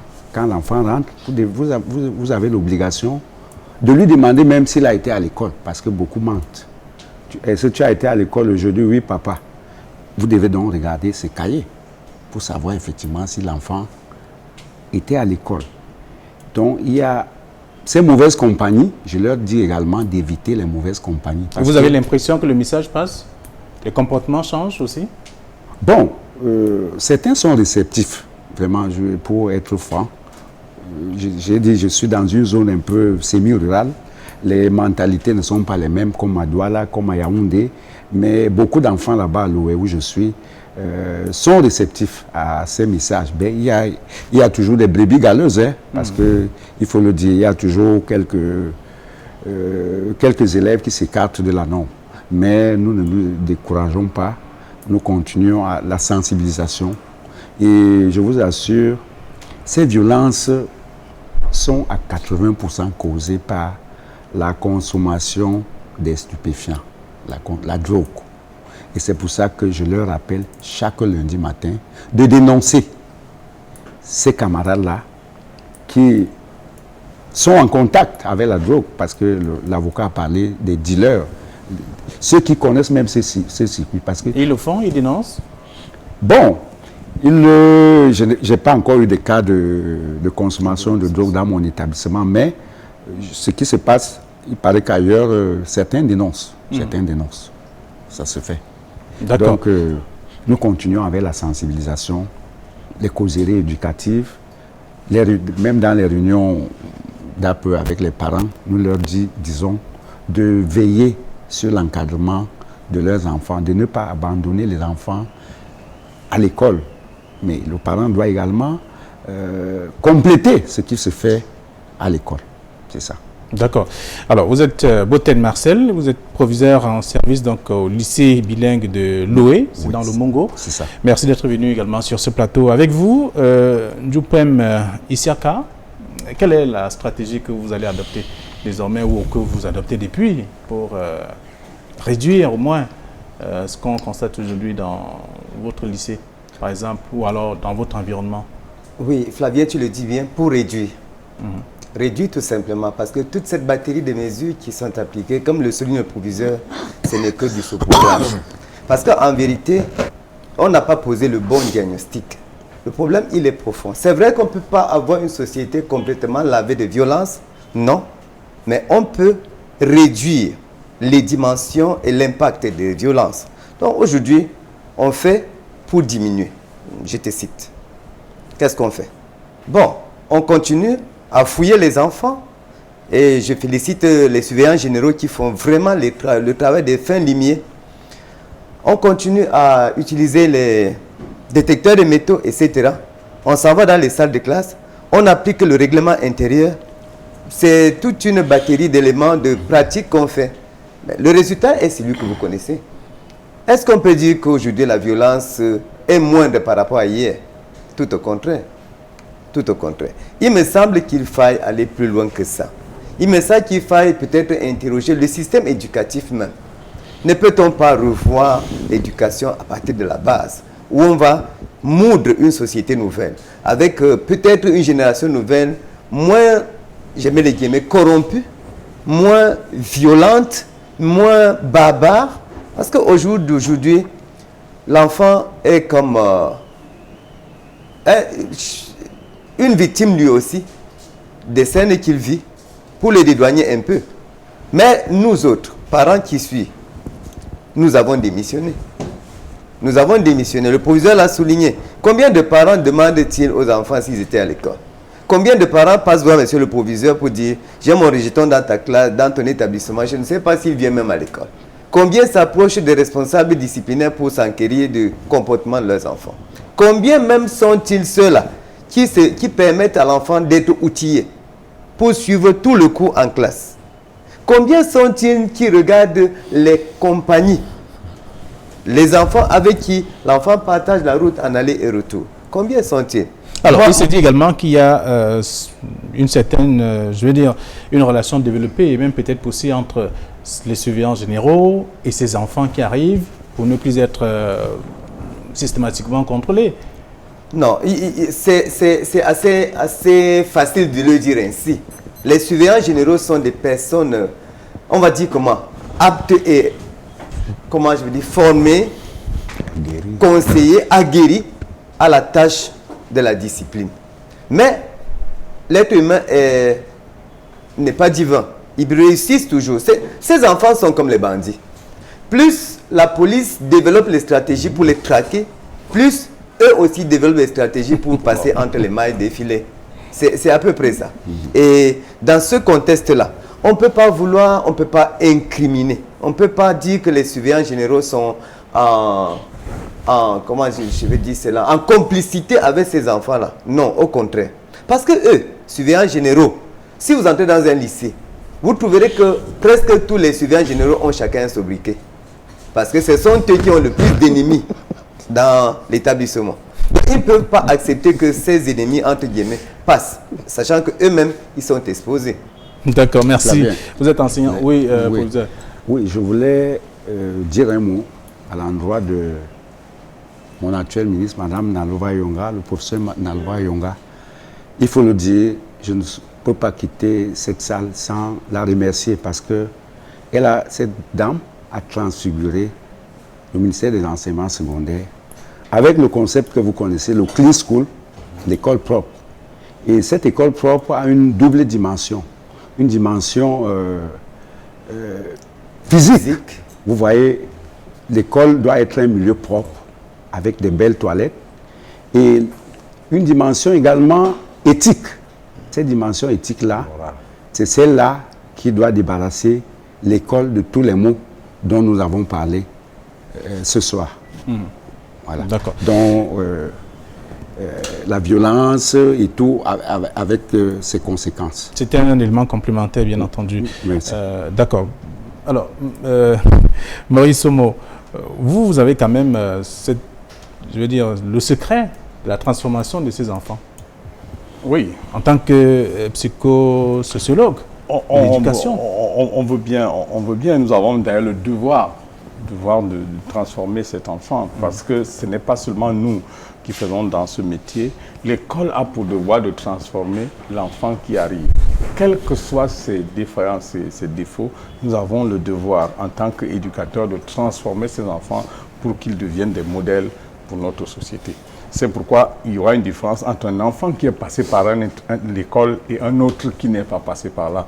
Si l'enfant qui sort de l'école ne sort pas totalement transformé et dépouillé des tares qu'on observe dans la société plus généralement, alors quelque part, il y a un échec. Pour parler du problème de violence et sortir de là, problème de violence, je dis, la violence commencera d'abord par une prise de conscience de la société plus globalement, qui pourra ériger la violence en milieu scolaire comme une calamité nationale. C'est-à-dire que si nous, si la société actuelle prend la pleine mesure de la gravité du phénomène, de violence à l'école en tant que, à la base, la destruction de la graine de la société, en ce moment, la société décidera donc de prendre des mesures appropriées. Tout passe plus concrètement par une association de l'ensemble des ministères en charge des questions d'éducation. Moi, je sors de mon village qui s'appelle Nitoukou. De Nitoukou, j'étais là, dans le Mbam et Inugu, à la principauté de Nitoukou. Voilà. Non, loin de là où il y a eu un assassinat. C'est là donc que ça s'est passé. Alors, je suis allé là avec tous les spécialistes en matière d'éducation de chez moi et nous sommes allés faire ce que nous avons appelé les états généraux de l'éducation chez nous. C'est-à-dire que prendre conscience, tout simplement partir d'un constat simple, les résultats des enfants ne sont pas intéressants. Et partir de là, nous remettons sur la table l'ensemble des problèmes auxquels l'éducation est confrontée. Aujourd'hui, il doit avoir de véritables états généraux sur la notion de violence en milieu scolaire, où des spécialistes des questions d'éducation, des questions de violence, des juristes même, que tous se mettent ensemble et dissèquent les fondamentaux, c'est-à-dire que les raisons d'être du phénomène. Et lorsque passera cette prise en compte, les recommandations sortiront. Parce que des débats que nous avons tenus ce soir, nous avons donné des causes de façon éparse, nous allons donner des solutions de façon éparse, mais il faudrait que ces solutions soient centralisées autour d'une structure qui est comme une structure de veille sur les questions de violence, qui peut prévenir véritablement les violences en milieu scolaire, qui peut même anticiper, qui peut organiser des formations pour les enseignants, pour les surveillants généraux, pour toute la chaîne de l'éducation. Tous les acteurs autour des questions d'éducation doivent être donc formés pour pouvoir endiguer ce mal. C'est là que commencera. Maintenant, après, monsieur le proviseur voudra bien mettre les métaux, ce qu'il veut comme métaux. Les caméras et tout cela, ça n'empêchera pas qu'un type se faufile là et qu'il tue son camarade. On va enlever 1000 couteaux dans une école, mais il y a un seul couteau qui réussira à passer, et c'est ce couteau-là qui va s'aimer la mort et qui va remettre en question l'école dans ses fondements. Il n'y avait pas ça avant, il n'y avait pas de caméra. Avant, il n'y avait pas de... Et il y avait moins de violence. Il n'y avait pas de caméra. Maintenant qu'il y a des caméras, il n'y a plus de violence. Maurice Somo, vous êtes sociologue, sociologue donc de l'éducation et des orientations. Et des organisations. Des organisations. Voilà. Consultant principal au cabinet d'éducation éducaciste. Voilà. Merci d'être venu également sur ce plateau. On va sortir par vous en rappelant, on sait déjà ce que la loi prévoit pour tous ceux-là qui posent des actes. En tout cas, il faut qui sont âgés entre 10 ans et 18 ans. On sait ce qui est fait selon la loi. Et maintenant, est-ce qu'il y a une possibilité d'éviter tout ça? La solution est fort simple. Je ne parlerai que de la position que je pense la maîtriser de manière évidente. La plus petite unité sociologique, c'est la famille. Tant qu'à la base, le travail n'est pas fait, parce que l'enseignant ne reçoit l'élève que pour 4-5 heures. Maintenant, c'est 5 heures par journée. Il dort avec le père à la maison, il mange avec le père, il ne sort de la maison que pour 5 heures de temps, il va à l'école. Ce qui veut dire que les parents doivent être au centre de cette synergie. Et c'est l'occasion pour moi de passer un message que je ne cesse de passer aux parents dans le cadre de mes activités dans mon lycée, que mettez vos enfants dans votre emploi de temps comme vos tontines. Parce qu'il n'y a pas un parent qui rate la tontine. Il n'y a aucun parent qui rate la tontine. Comme votre marché. Ne prenez pas l'enfant à la maison comme un touriste où vous rencontrez par occasion. J'ai mis l'argent de baigner à tel endroit. Passez, prends. On ne sait jamais s'il allait à l'école, s'il était à l'école, s'il a le cahier, s'il a ceci. Et de deux, prenez l'enfant comme votre ami et non comme un ennemi. Il y a plein de ménages ici, je parle sur le contrôle des enseignants, où lorsque le père sonne, chacun est dans la chambre. Dans ces conditions, est-ce que vous pouvez dialoguer avec l'enfant? C'est la rupture. votre attitude rebelle a créé un pont entre vous et l'enfant, une barrière difficile, la communication ne passe pas. Et ce n'est qu'à travers cette communication que le père parvient à maîtriser l'enfant, que le père parvient à connaître ce que l'enfant fait et quelles sont les orientations de l'enfant.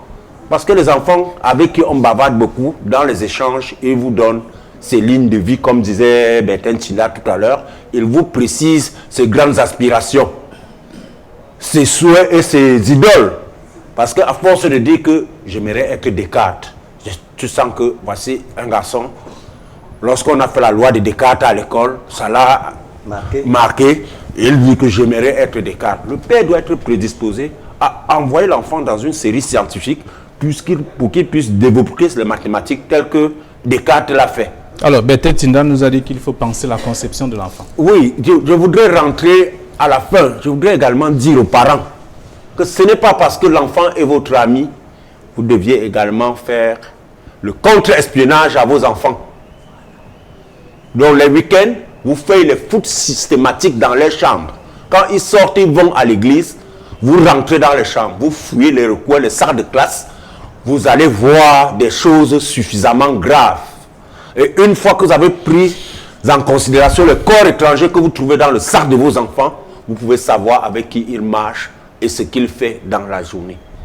Peut-être en le voyant dans les premières attitudes, ça va réveiller en vous. Vous pouvez éteindre le mauvais génie dans ses débuts. Mais si vous n'aviez pas du temps pour vos enfants, vous allez bien vivre à la maison avec un enfant, mais ce serait une maison avec deux pères.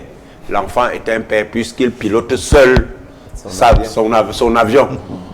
Tout ce que le père fait, c'est mettre le carburant avec la nourriture et l'argent de beignets. Voilà tout le rôle du père. Donc les parents doivent revenir sur terre et mettre l'enfant au centre de leurs préoccupations. Bertin Tinda a dit, vous allez faire le marché du lundi au vendredi, vous aurez les millions. Et si vous avez un idiot à la maison, il va vous braquer, voler cet argent et ne rien faire avec. Alors que si vous formez un Camerounais sérieux, demain il dira, mon père est commerçant, il fait du commerce à la manière traditionnelle. Je suis allé à l'école, on peut faire du commerce à la manière moderne maintenant. Et il va apporter un plus à votre activité. Merci. Merci à vous, Maître Tchègue et Louis Bernard. Merci d'être venu sur ce plateau. À vous également, chers messieurs, le professeur, Monsieur Somo et également Boten Marcel. À vous aussi. Bien entendu, du poème Isiaka. J'y arrive. Tu y arrives. Voilà, Isiaka. Alors, merci également à vous, chers téléspectateurs. Nous restons, nous ne partons pas parce que nous avons quelques cas qui sont déjà passés sur ce plateau. On a parlé ce soir de la violence en milieu scolaire et vous savez désormais qu'est-ce qu'il faut faire, vous qui êtes parents, vous qui êtes enseignants et vous qui êtes chef d'établissement. Il y a déjà des aptitudes en tout cas, des attitudes à respecter pour pouvoir sortir de ces difficultés. Nous marquons une pause pour avoir quelques cas déjà diffusés sur les antennes et après nous allons recevoir Irène Tembe. De l'enfant vraiment avec le cœur maternel vraiment que moi-même j'ai tellement eu mal au point où je les ai demandé le logement là où vous avez vu on a filmé là, c'est mon chantier. J'étais obligée de les recaser là-bas en attendant peut-être que le Seigneur opère un miracle pour qu'ils puissent avoir là où partir. Même comme la dalle souhaite la mer, je prie aux hommes de bonne foi, de bonne volonté, de les aider.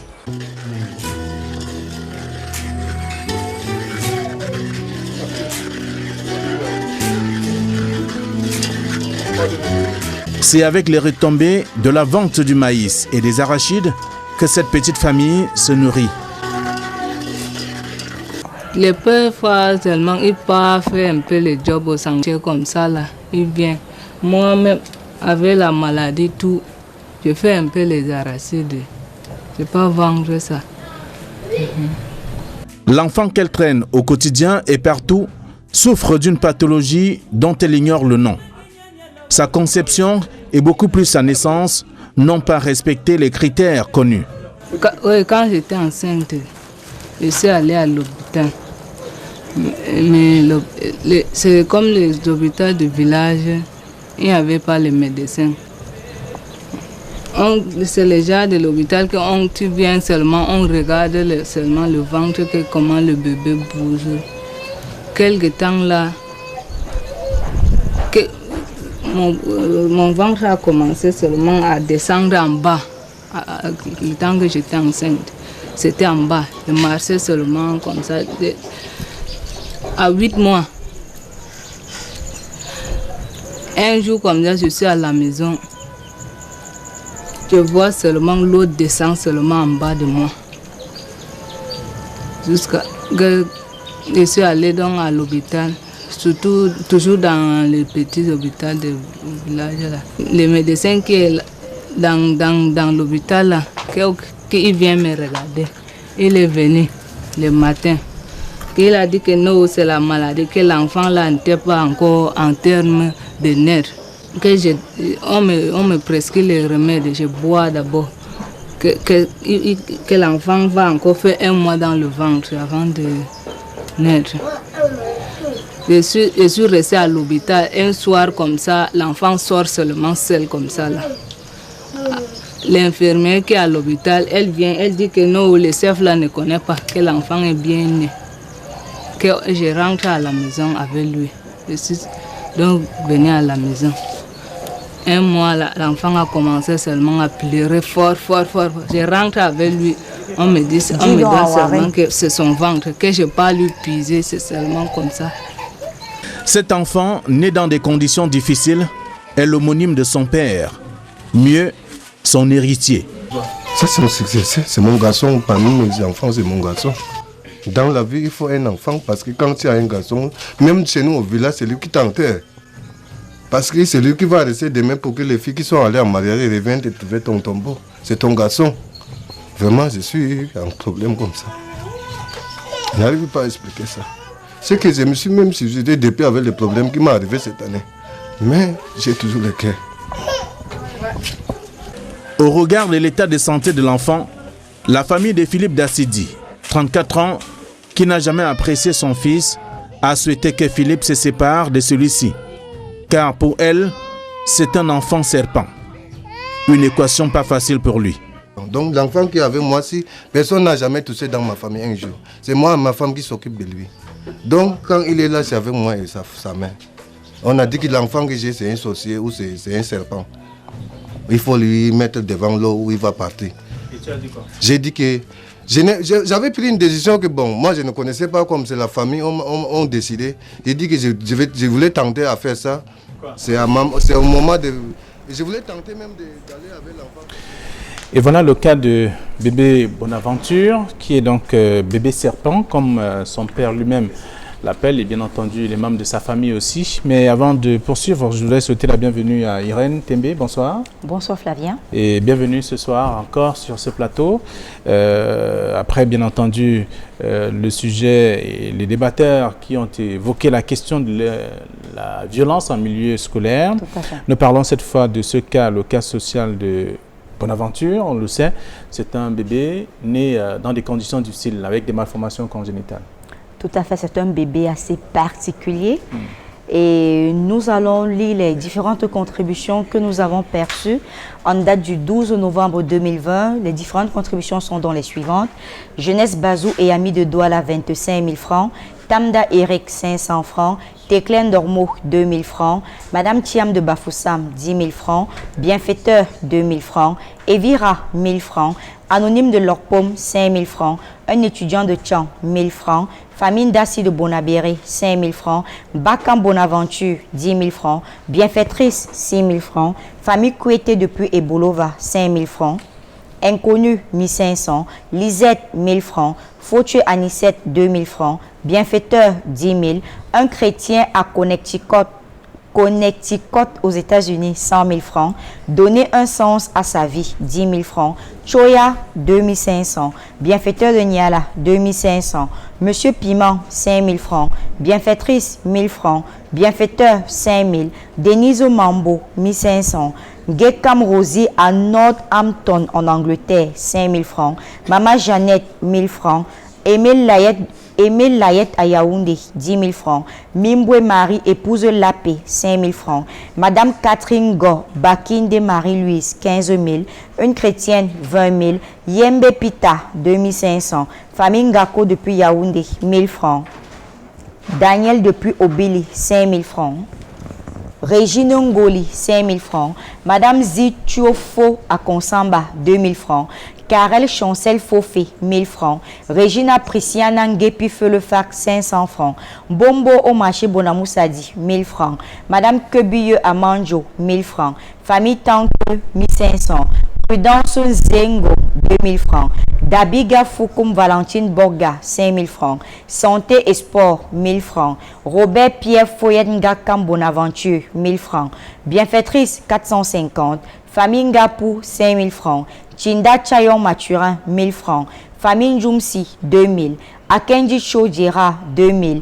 Monsieur Zoning Glace depuis Njombe, 3 000. Kwesi Philippe depuis Yaoundé, 2 500. Robert Bichou Abanga, 1 500.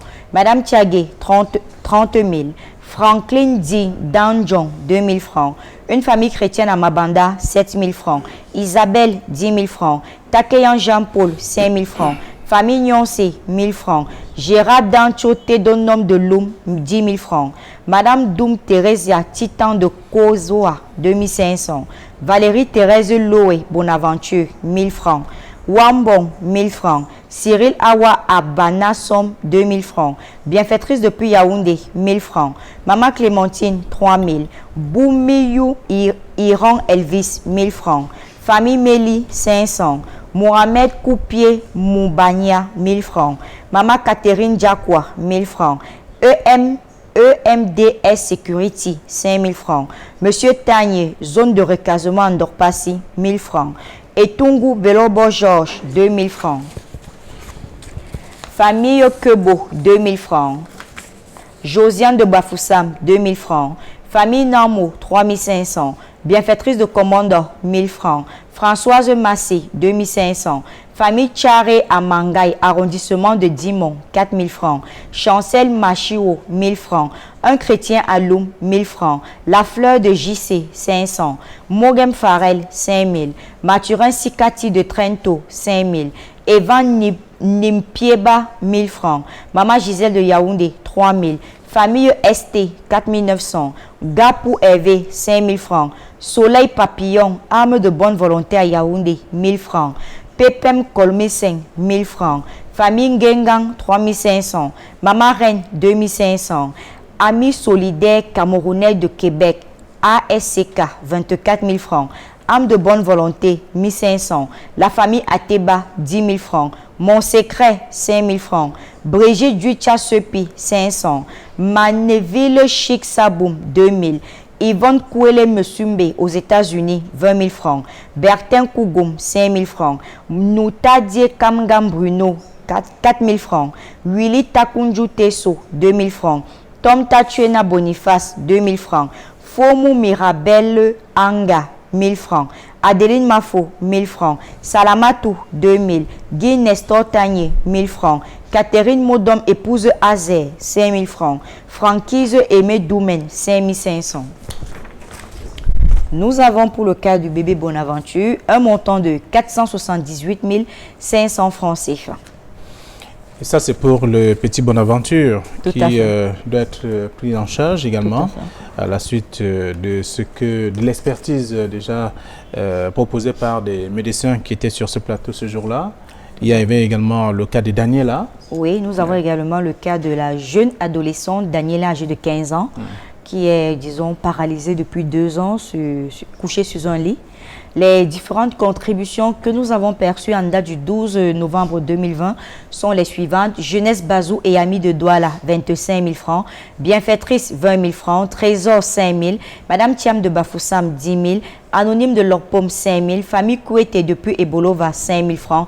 Faut tuer Anicette, 2 000 francs. Bienfaiteur, 10 000. Donner un sens à sa vie, 10 000. Choya, 2 500. Étoile et Trésor, 2 000 francs. Un chrétien de Saint-Paul-Nilon, 2 500. Bienfaiteur de Niala, 2 500. Monsieur Piment, 5 000. Bienfaitrice, 1 000 francs. Bienfaiteur, 5 000.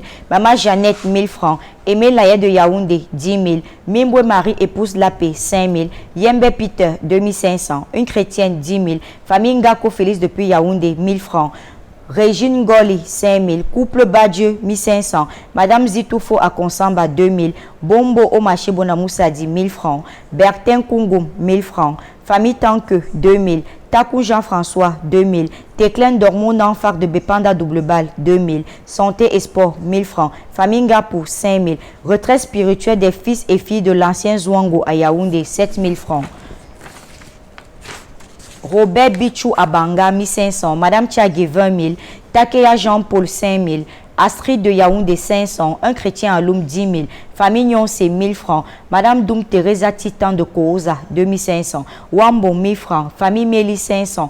Maman Catherine Diakwa, 1000 francs. Famille Anthony de Yaoundé, 3000. Thérèse Tomtia, ancienne de l'église évangile de Nouvelle 2, 3000 francs. Jean-Claude Aono, 10 000 francs. EMDS Security, 5 000 francs. Famille Emakam, 1000 francs. Hélène Djoukam, 500. Un chrétien apostolique de Tchang, 2000 francs. Monsieur Tagne de la zone de recasement de Ndorpassi, 1000 francs. Famille Tandinda Evelyne, 2000. Guy de Village, 1000 francs. Ndjiki Alphonse, 2500. Famille Namo, 3500. De la part de Monsieur Ndjapoli, 3000. Anonyme, 1000 francs. Bienfaitrice de commande, 1000 francs. Françoise Massé, 2500. Mogem Farel, 5000. Anonyme, 5000. Mathurin Sikati de Trento, 5000. Evan Nipe Pieba, 500. Fotson Jomo, 1000 francs. Kamsou, 1000 francs. Gapou Hervé, 5000. Mama Reine, 2500. Amis solidaires camerounais du Québec, ASCK, 24 000. Âme de bonne volonté, 1500. Famille Ateba, 10 000 francs. Régine Félicité Tcheka Azanfak, 2 000 francs. Nous avons un montant pour le cas de Daniela de 305 000 francs CFA. Et à la suite de ce dont nous devons préciser que nous avons également l'association Amis Solidaires Amis Solidaires Camerounais de Québec, ASKD, qui a fait un don de 248 000 francs CFA, à savoir 200 000 francs pour le cas du jeune Laurence, 24 000 francs CFA pour le cas de Bonaventure et 24 000 francs CFA pour le cas de Daniel que nous avons lu tantôt. D'accord. Alors, il y a un troisième cas, peut-être, la semaine prochaine? Oui, nous revenons prochainement sur la liste des contributions du troisième cas. D'accord. Alors, je voudrais vous souhaiter déjà de passer une très belle soirée. Et merci d'être venu également sur ce plateau. On va dire merci à toute l'équipe qui a contribué à la réalisation de cette autre édition de Regard Social. Georges Mitterrand, Eric Ouattat, Cédric Nana, j'allais dire Cédric Chouna et bien entendu Carlos Minoé qui est avec nous également. Merci à Sylvestre Hippolyte Zangaou pour le reportage. Warren Zede est le réalisateur de cette émission Regard Social. Le public est avec nous comme tous les jeudis soirs. Merci. Madame, Messieurs, je suis Flavien Dongo. Bonsoir et à jeudi prochain.